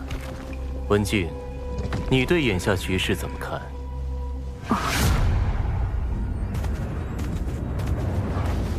地藏大人高明，袭杀人教仙宗，逼出水神根教，只是您的第一步。您真正的目的是想令妖庭为道门仇视，四处树敌，最终不得不投向咱们西坊教。哦，你是如何看出的？我教与妖庭屡屡败于水神，究其根本，乃是我教与妖庭的合作嫌隙颇多，才被水神钻了空子。倘若我教能彻底掌控妖庭，水神自不足为惧。主人，这个文静和你之前说过的话一模一样。文静，有时太过聪慧，并非好事。去渡仙门支援妖兵吧。但愿这一次，你的聪慧不会让贫道失望。是。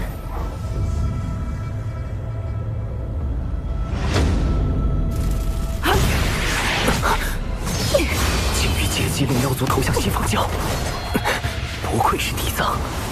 文静，稍后你配合我。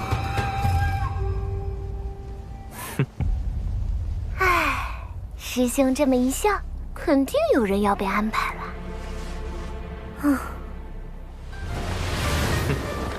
今日竟有这么多的妖兵，那位道友果不欺我，当真有大量功德送上门来。那位道友，你什么意思？今日之事，不是只有地藏大人知道吗？难道水神和地藏是一伙的？你们一定是误会地藏大人了。哎呀，被你们发现了！为地藏道友考虑，我今日是绝不能放过你们了。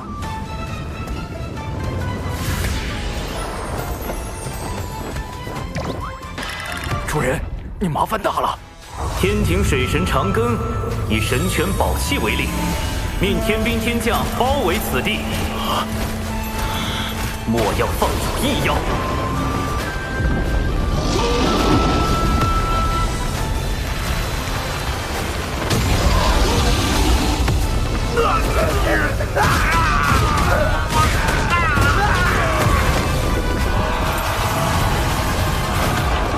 杀出去，找地藏算账！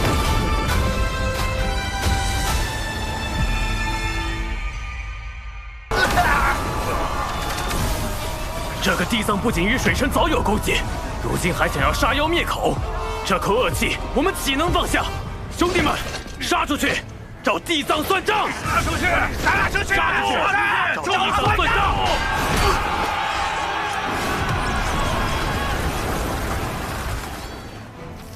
这么明显的挑拨计，妖兵居然还会上当？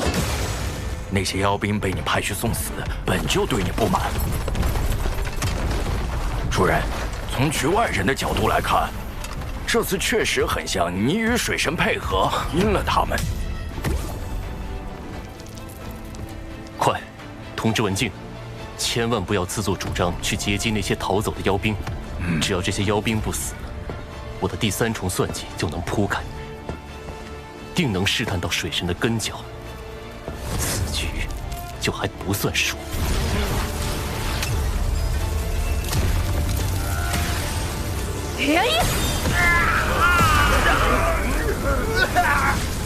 完了，主人，他已经出手了。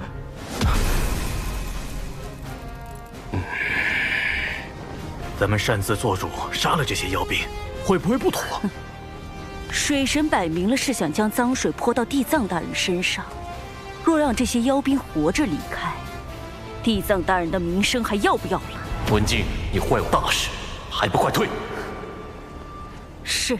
血尸黑纹，受死！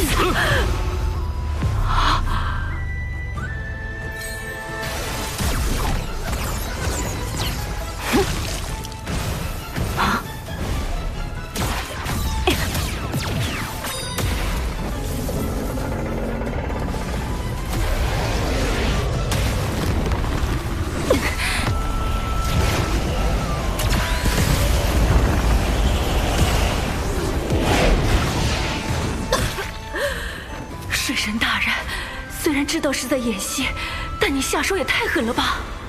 更狠的还在后面。至人灵爆阵，核爆起！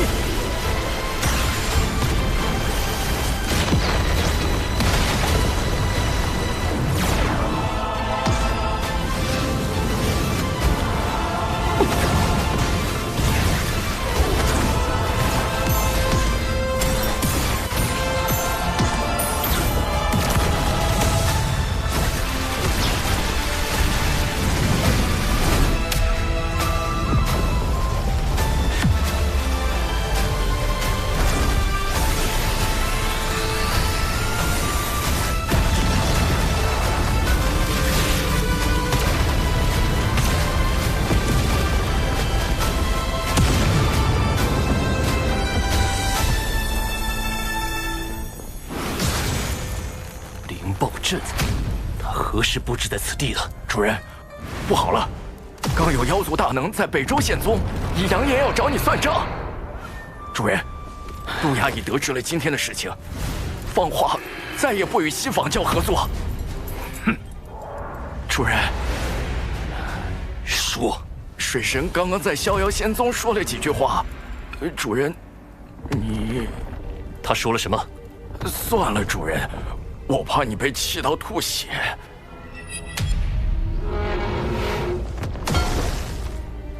说，他说：“各位谬赞了，我此前绝对未得到西仿教地藏提前通风报谢，只是与他大概算理相当，惺惺相惜。他要妖族好感，我需守护人教道成，为天庭扬威，仅此而已。我们绝对没有串通。现如今还在为地藏掩护。”水神真是考虑的太周全了。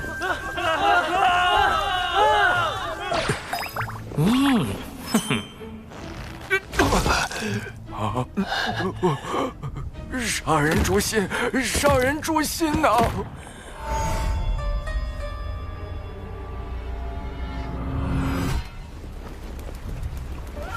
二师尊，此次是弟子技不如人，妖庭那边。弟子会设法斡旋。世间诸事自有缘法，不可强求。文静，你可知错？属下何错之有？你以水神里应外合，截杀妖兵，将我与水神合谋的谣言坐实，是也不是？妖兵受水神蛊惑。属下担心他们将此事宣扬出去，这才出手灭口。属下所做的一切都是为了地藏大人您考虑。若今日之事让您在妖庭那边没法交代，您大可将属下交出去，属下不会有丝毫怨言。但您绝不可怀疑属下对您的忠心。你。罢了。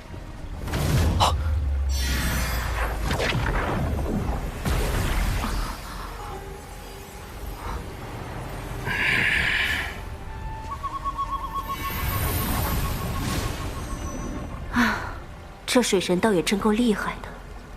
要不是我受了那么重的伤，再加上他让我按他教的话说，这回恐怕很难摆脱西仿教的怀疑，可算是逃过一劫。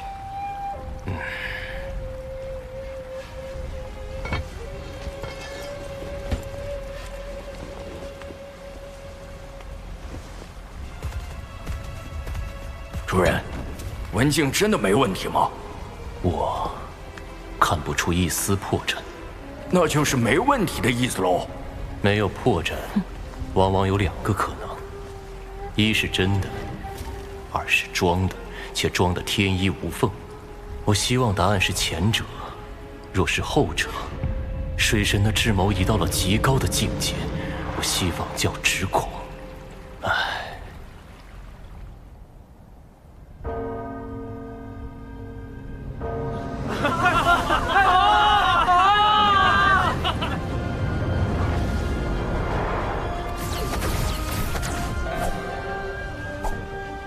有情师妹，今日所发生之事，望你记在心中。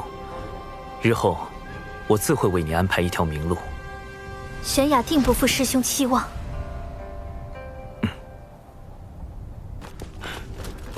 殿下，西坊教地藏已在外等候多时了。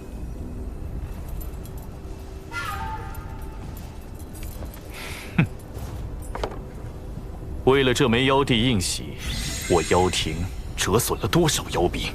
你去告诉地藏，妖庭不会再与西坊教合作。殿下，如此，不是正中那水神的挑拨之计。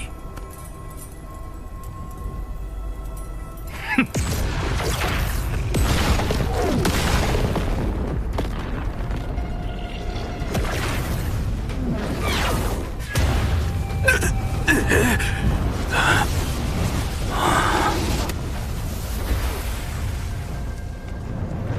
水神挑拨为真，地藏心存他意亦为真。否则，他为何会派妖兵充当先锋军？看在妖帝印玺的份上，我暂且不追究地藏之责。但那劫杀我妖兵的血赤黑纹，最好一辈子别出门，否则我妖庭定将他碎尸万段。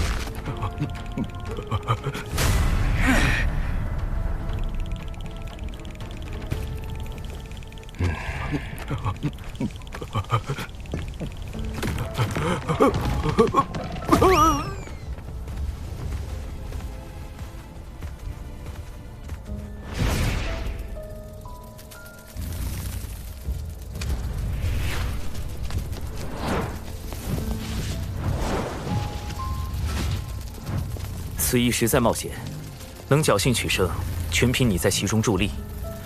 但陆压竟如此大范围的搜捕，此事是我顾虑不周。下一次，还是以保全你自身为主。那个，既然奴家这一次表现那么好，水神大人什么时候？而今你身处险境，等到机会合适，我自会安排你与大法师相见。奴家明白。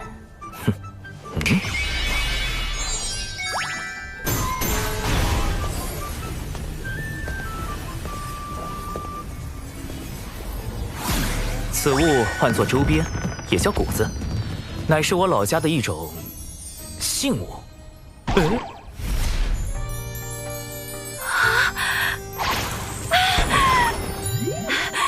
可爱，大法师的谷子。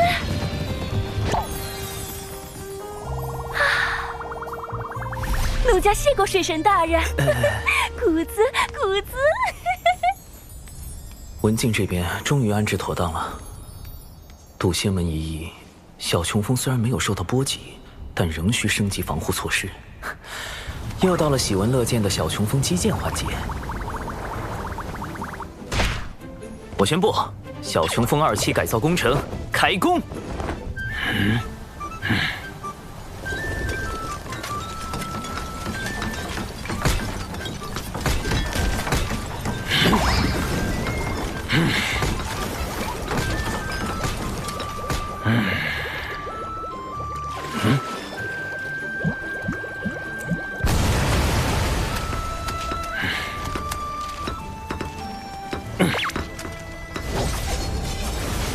新型小琼峰在外表上与以往没什么不同，其中却另有乾坤。不但兼顾了洞府、板砖、自移动超级阵法炮台，还能凭芥子乾坤之法，令风中人一同缩小放大。底长寿版新型小琼峰，让跑路变得更加方便。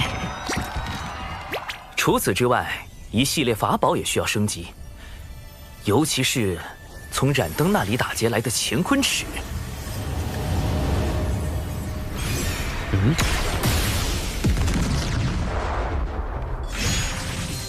哇！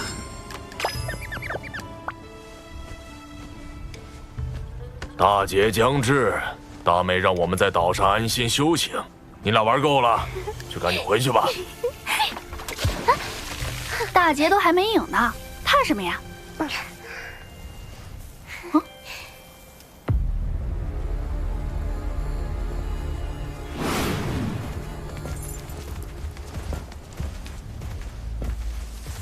说什么灵山封山1000年，这地藏又在外面溜达了。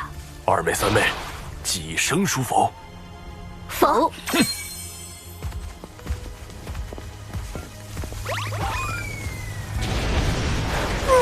快来助我！有人好歹渡！大哥，你怎么了？你醒醒啊！西坊教地藏是你杀的大哥。贫道只是路过。大哥，你醒一醒啊！你们说是要公了还是要私了？我刚才可什么都看到了。今天不把话说清楚，就别想走。为什么洪荒会变成如今的模样？要说那地藏反应也是真的快，见我吐血也立马躺地上吐血。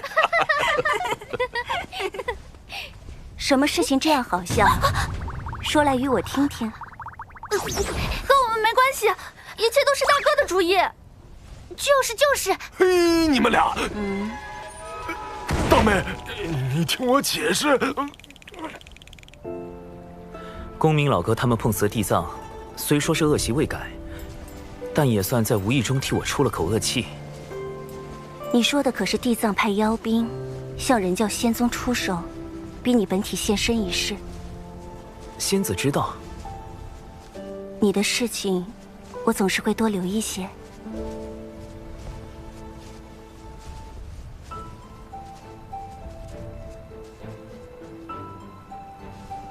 人教仙宗遭遇妖兵袭击，天庭定不能坐视不理。昔年道祖因天庭代其行监管洪荒之权，我欲以天庭之名发布讨妖檄文，如此便师出有名。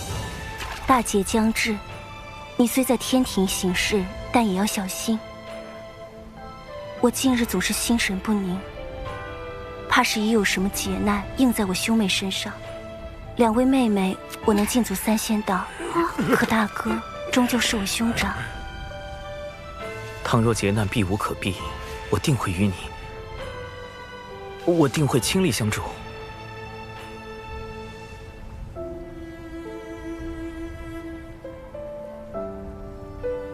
无论你我结果如何，这一次，我绝不会袖手旁观。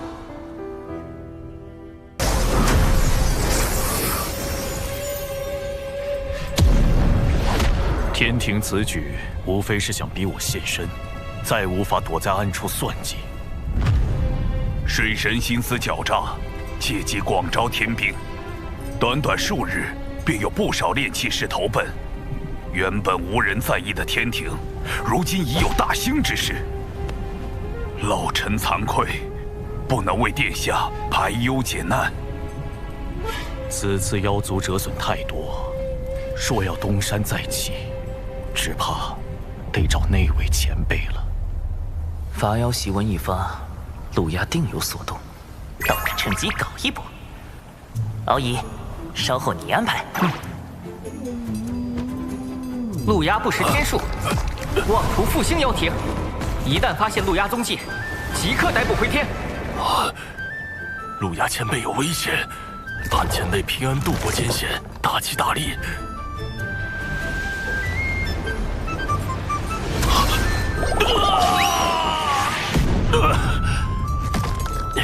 就我这张嘴呀，这可如何是好？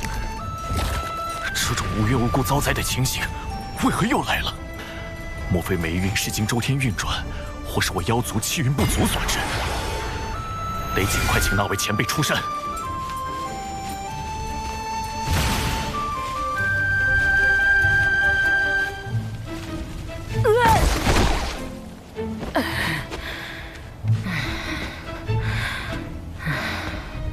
10卦9不准，一天算10卦。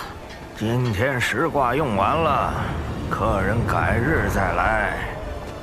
前辈既留在此地等我，何以低头不见？小老儿见过您。夫人，您印堂发黑，似有血光之灾。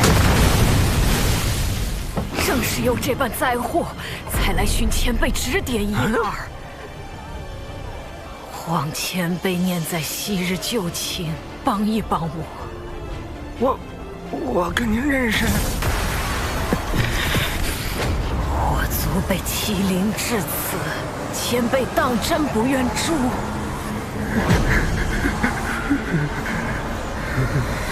殿下，稍等哈，等我炒完这个菜，还有2桌客人在等。来。前辈为何在酒肆之中做个厨子，而非？殿下认为贫道为先帝效命时，便以能掐会算为生灵所知，而今隐居此间，理应做个与之相称的挂师。其实，贫道的兴趣远不止占卜观测。是晚辈先入为主了，前辈看来相见，可是愿出山相助晚辈一程。我还道殿下是问活命之法，不曾想竟存着这般念头，如此便请回吧。前辈言下之意，晚辈有生死之危。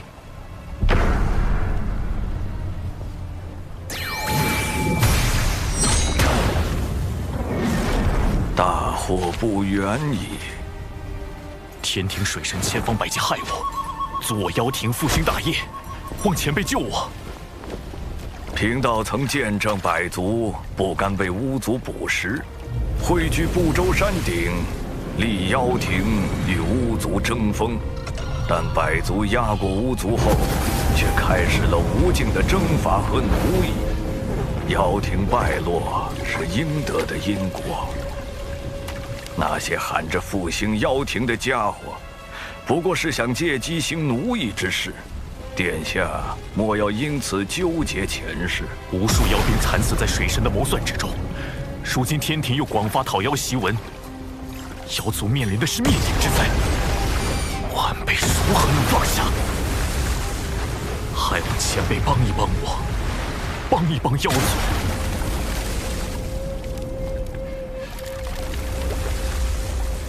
妖庭已无力改变败局，我的9个孩子已经在大战中死去，如今唯剩1子。但这孩子有3次生死大劫，望先生解救于他，西河感激不尽。老臣的命是娘娘救下的，但有所托，老臣必不辱命。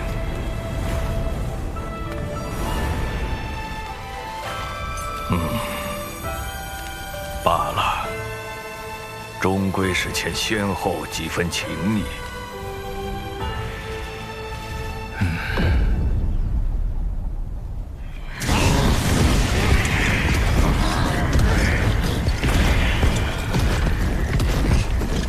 天庭欺我妖族良善，偏帮巫族道门，妖族处处退避，百般忍让，换来的却是一道讨妖檄文。今日，陆压以妖庭太子名义发此檄文，即日起，妖族不再遵天庭之命。说的跟以前听过天庭号令一般。水神大人，这些妖族凶到就差直接咬人了，咱们何时起兵伐妖？妖族派系凌厉，难以一心。此时出兵，反倒会促使他们结盟。那时天兵会死伤几何？一旦伤亡过大，哪怕顺利镇压，天庭实力亦会暴露。倘若再败，天威荡然无存。是小神莽撞，思虑不周，望水神见谅。不过妖族不尊天庭，便是不尊天道。诸位身负神职，何不用天道之力削他几层皮？比如雷伐殿给身负业障的妖降雷罚，吓他一下。代管财部的诸神就搞点破财之事。小神代管风部，可令群妖汇聚之地，日日大风，不见天日。小神代管4季轮换，可让群妖居所，夜夜大雪，白昼酷热。小神代管黄昏晚霞，可写上妖族必败等话语，乱其军心。小神专管侧神殿，定要妖族如厕时4次爆桶，溃不成军。小神也只能做到这种地步了。算你一功。不过扰乱妖族的关键还得看月老殿，如何让各大妖王互挖墙角，加快妖族内乱。卞副统领，听闻你深谙此道，还望能对月老倾囊相授。是末将的一位朋友深谙挖墙脚之道，听他说，要先与那人结交，温言细语，若事情败露，也可厚着脸皮据理力争。水神老师算计之脏，令极发指，即对老师无比钦佩。若妖族愤而攻打天庭，又当如何？那他们顷刻间便会死无葬身之地，连骨灰都不会留下。教主哥哥定已做好了万全的准备。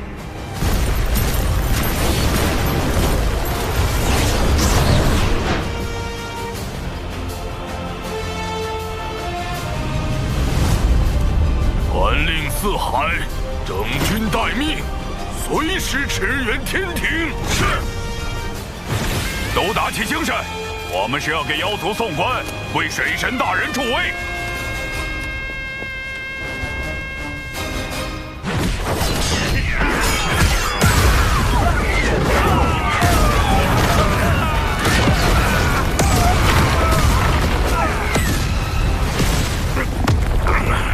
你让老子失去南妖的尊严，老子让你失去这条命！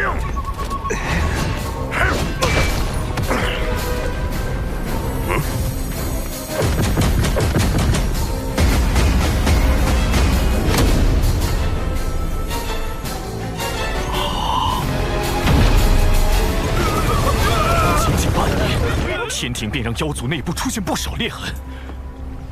前辈，我们到底何时发兵？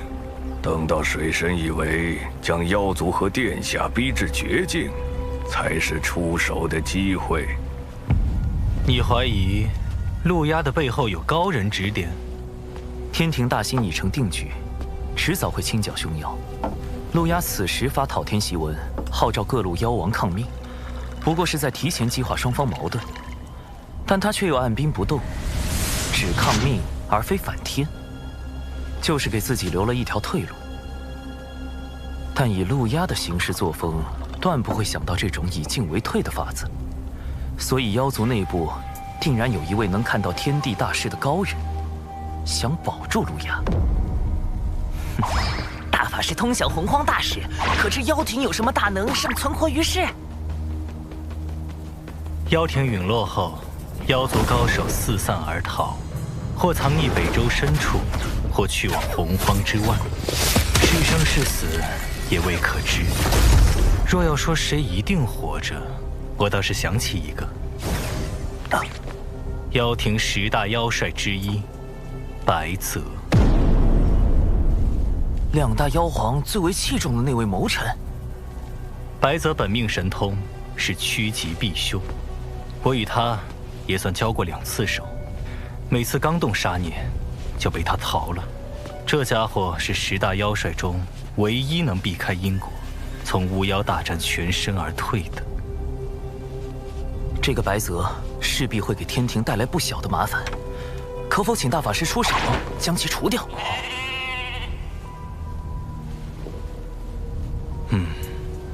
不过这家伙对付起来有点麻烦，我得多耗费一些时日才行。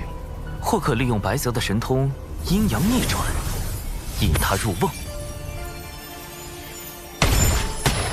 破局之法便在锦囊之中，不到危急关头切莫打开。殿下，这是贫道最后一次帮您了。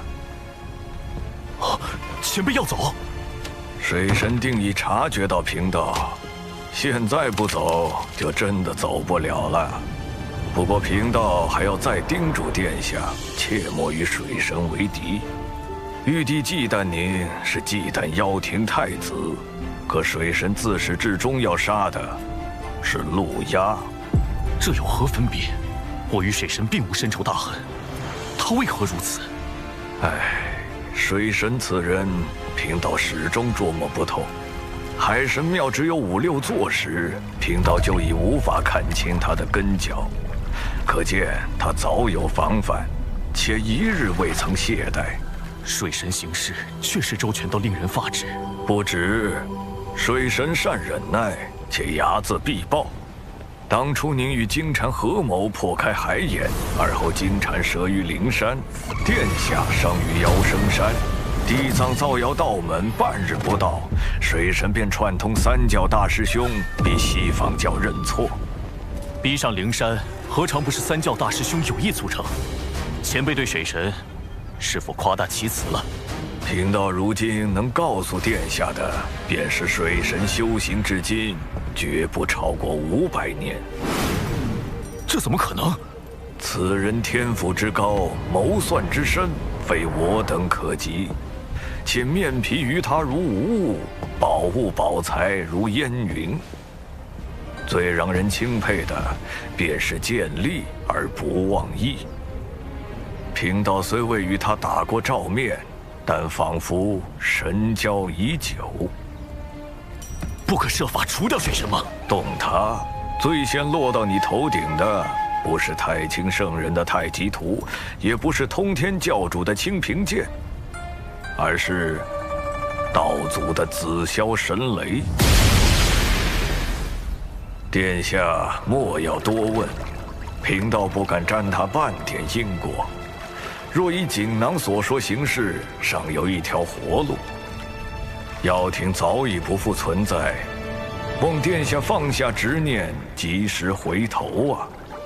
人情已还上，咱们今后便不多见吧。殿下保重。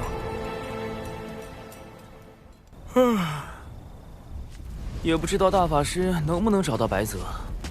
师兄，有一位自称泽白的道者留下一枚传信玉符，点名要给师兄。泽白，白泽，这位上古妖帅趋吉避凶的神通当真敏锐。大法师刚去追查他的下落，他就找到了渡心门。这个白泽，由不得。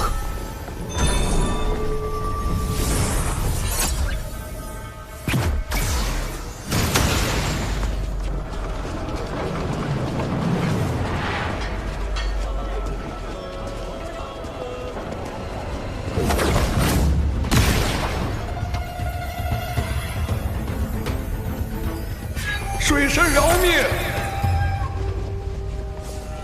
是白泽留下的传音，好狡猾！水神饶命！水神饶命！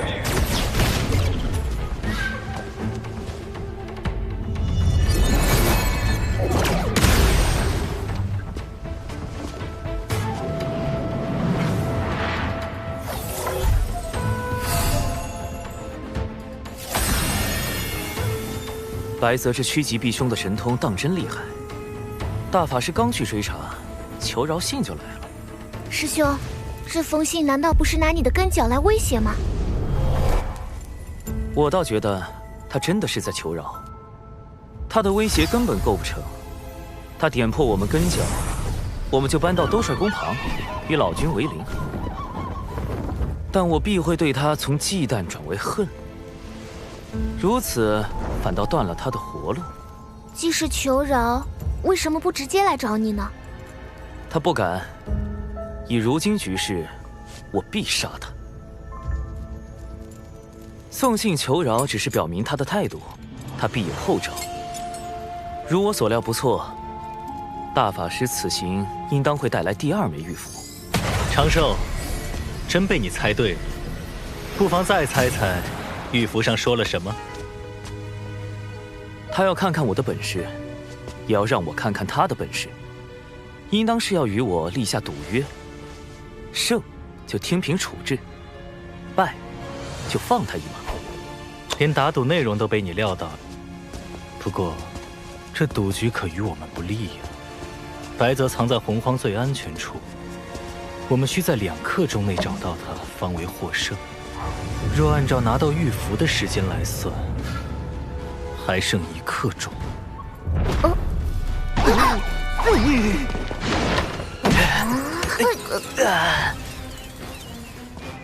最安全之处吗？已快速检索完洪荒地图，于白泽而言，全洪荒约有126处安全地点。幸有大法师出手，如今已经排除了50处，余下70多处，正在派遣小纸人搜寻。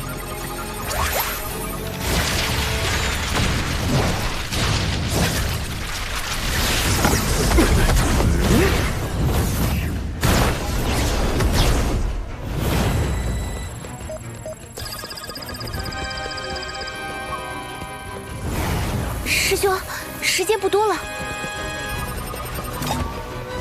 怎么关键时候卡住了？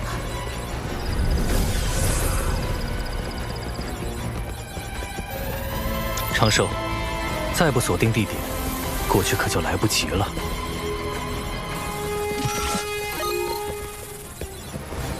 灵娥，大法师，你们来去。什么？我们？快去！大法师，听灵娥的，去这里。听我的。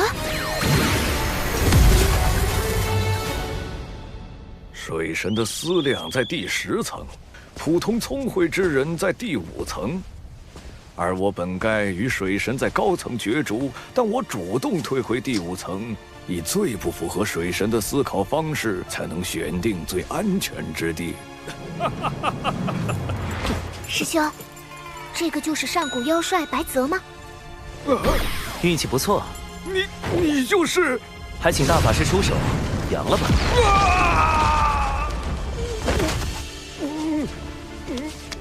白泽是洪荒少有的高雅之士，定宁死不屈，不如杀了，成全他与妖庭同生共死的名声。这般不妥，他身上没有业障，也有瑞兽名头。大法师，不如让他说句话吧，也许他肯将功补过呢。谁说要宁死不屈了？贫道去，贫道现身就是想去。既如此，道友何故插手妖庭之事？水神要抹杀一切与天庭不利之事，又岂会放过妖庭出身的贫道？我可没有这般雄心壮志。若非心怀大志，水神何必与截教交好？其实是一场意外。那你为何创立海神教，蓄意与东海2太子敖乙结交？也是意外。妖圣山呐，你灭了陆压10万妖兵，更是意外。我当时其实是为了救巫族。你，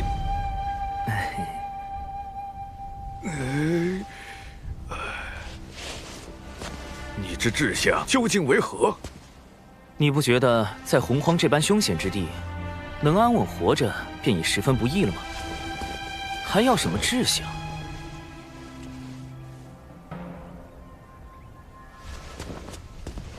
要想当年，妖皇帝俊与东皇太一共同执掌妖庭，难道你不想成就2天地之位？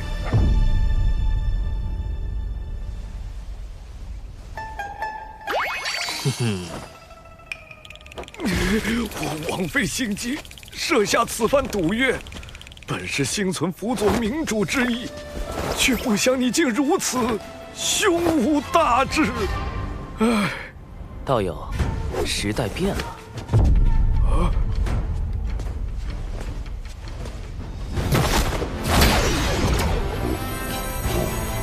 他的元神已被禁锢，本体交于你安置。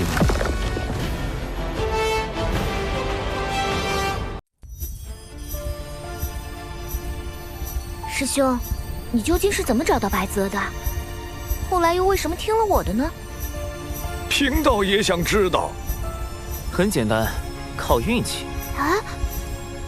白泽筹备此局良久，我无论做何种选择，他都早已预想到。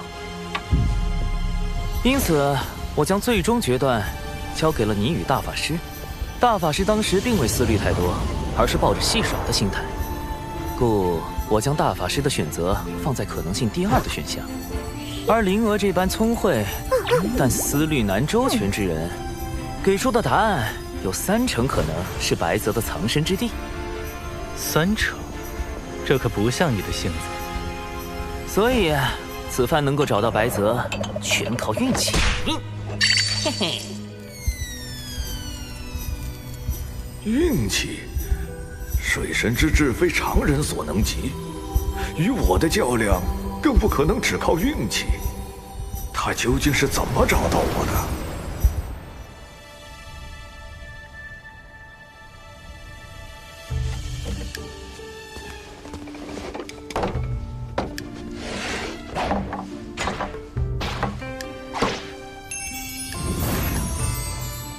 师兄，白泽前辈，请慢用。师兄，咱们把白泽安置在门内黑池峰，是不是离小琼峰太近了？大法师有意留白泽一条性命，我自不能杀了白泽，但也不能放了他。面对这样的危险分子，最好是将他安排在身边不近不远之处，再借机收服。前辈，请。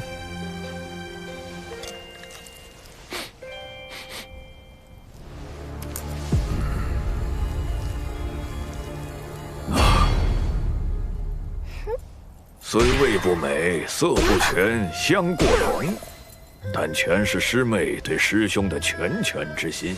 这白泽果然和传闻中一样，是个美食家。要我说，做什么妖帅，应该做个探店博主。我观前辈似以辅佐明主为乐。若是能2次辅佐明主，成就宏图伟业，再功成身退，在天地间留我白泽之名，当真。现在只能如此想想了。而今天庭出力，百废待兴。洪荒内虽有妖庭作乱，但尚在我天庭可控范围之内。前辈所谓的宏图伟业，不知又要徒增多少流血牺牲。唉，权欲之路本就如此。那并非我所愿。天庭政治清明，洪荒再无战事，才是我之宏图伟业。倘若前辈愿意相助于我，天地间同样能留前辈之名。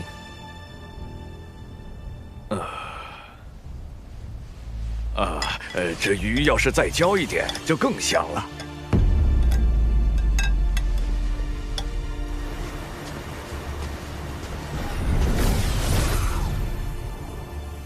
师兄，白泽真被你忽悠了，他都开始犹豫了。什么忽悠？那是收服白泽的第一步，画饼。谁说登顶2天地才是宏图伟业？希望天下太平，一样可以是宏图伟业。那第2步是什么呢？收服白泽第2步，名曰交心。他既然喜好美食，我们不如从美食入手。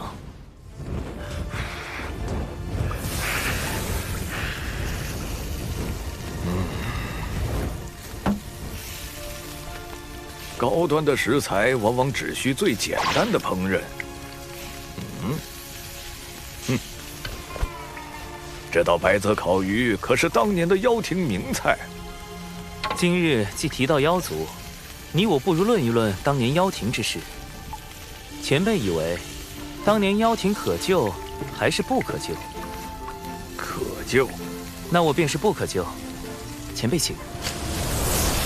妖族当年的弊病，在于形同散沙，要救妖庭，须得……非也。巫族只是喜爱捕猎，并未将妖族视为敌人。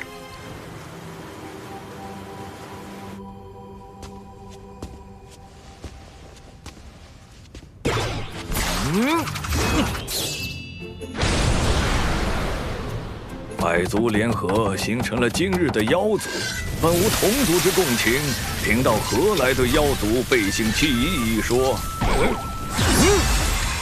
嘿嘿。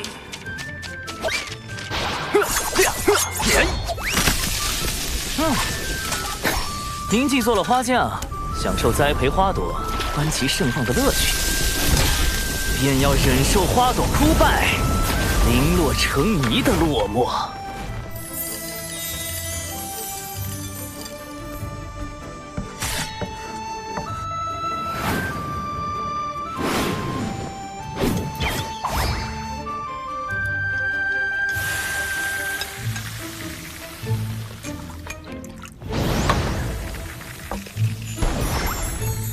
痛快，太痛快了！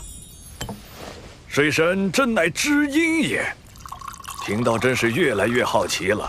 以水神之智，当日能够找到我，真的是凭运气吗？前辈以为我还有何种破解之法？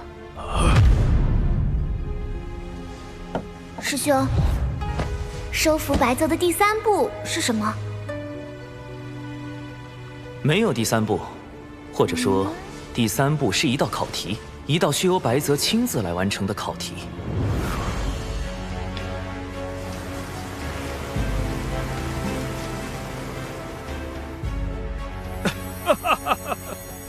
前辈这是？好你个水神，说什么寻到贫道是因运气好，贫道一直到今日才想明白。贫道的本能是趋吉避凶，这与天道运转息息相关。而你当时想的是，若这次找不到，下次遇见就杀了我，天道就会认为这次被你找到能活则为吉，下次被找到必死则为凶，所以天道便将我引到了你们最后选的答案。此等谋算，你说是运气保全贫道最后一点面皮，贫道服了，当真服了。水神在上，请受白泽一拜。白泽日后甘为水神驱使，绝无二心。白先生，请起。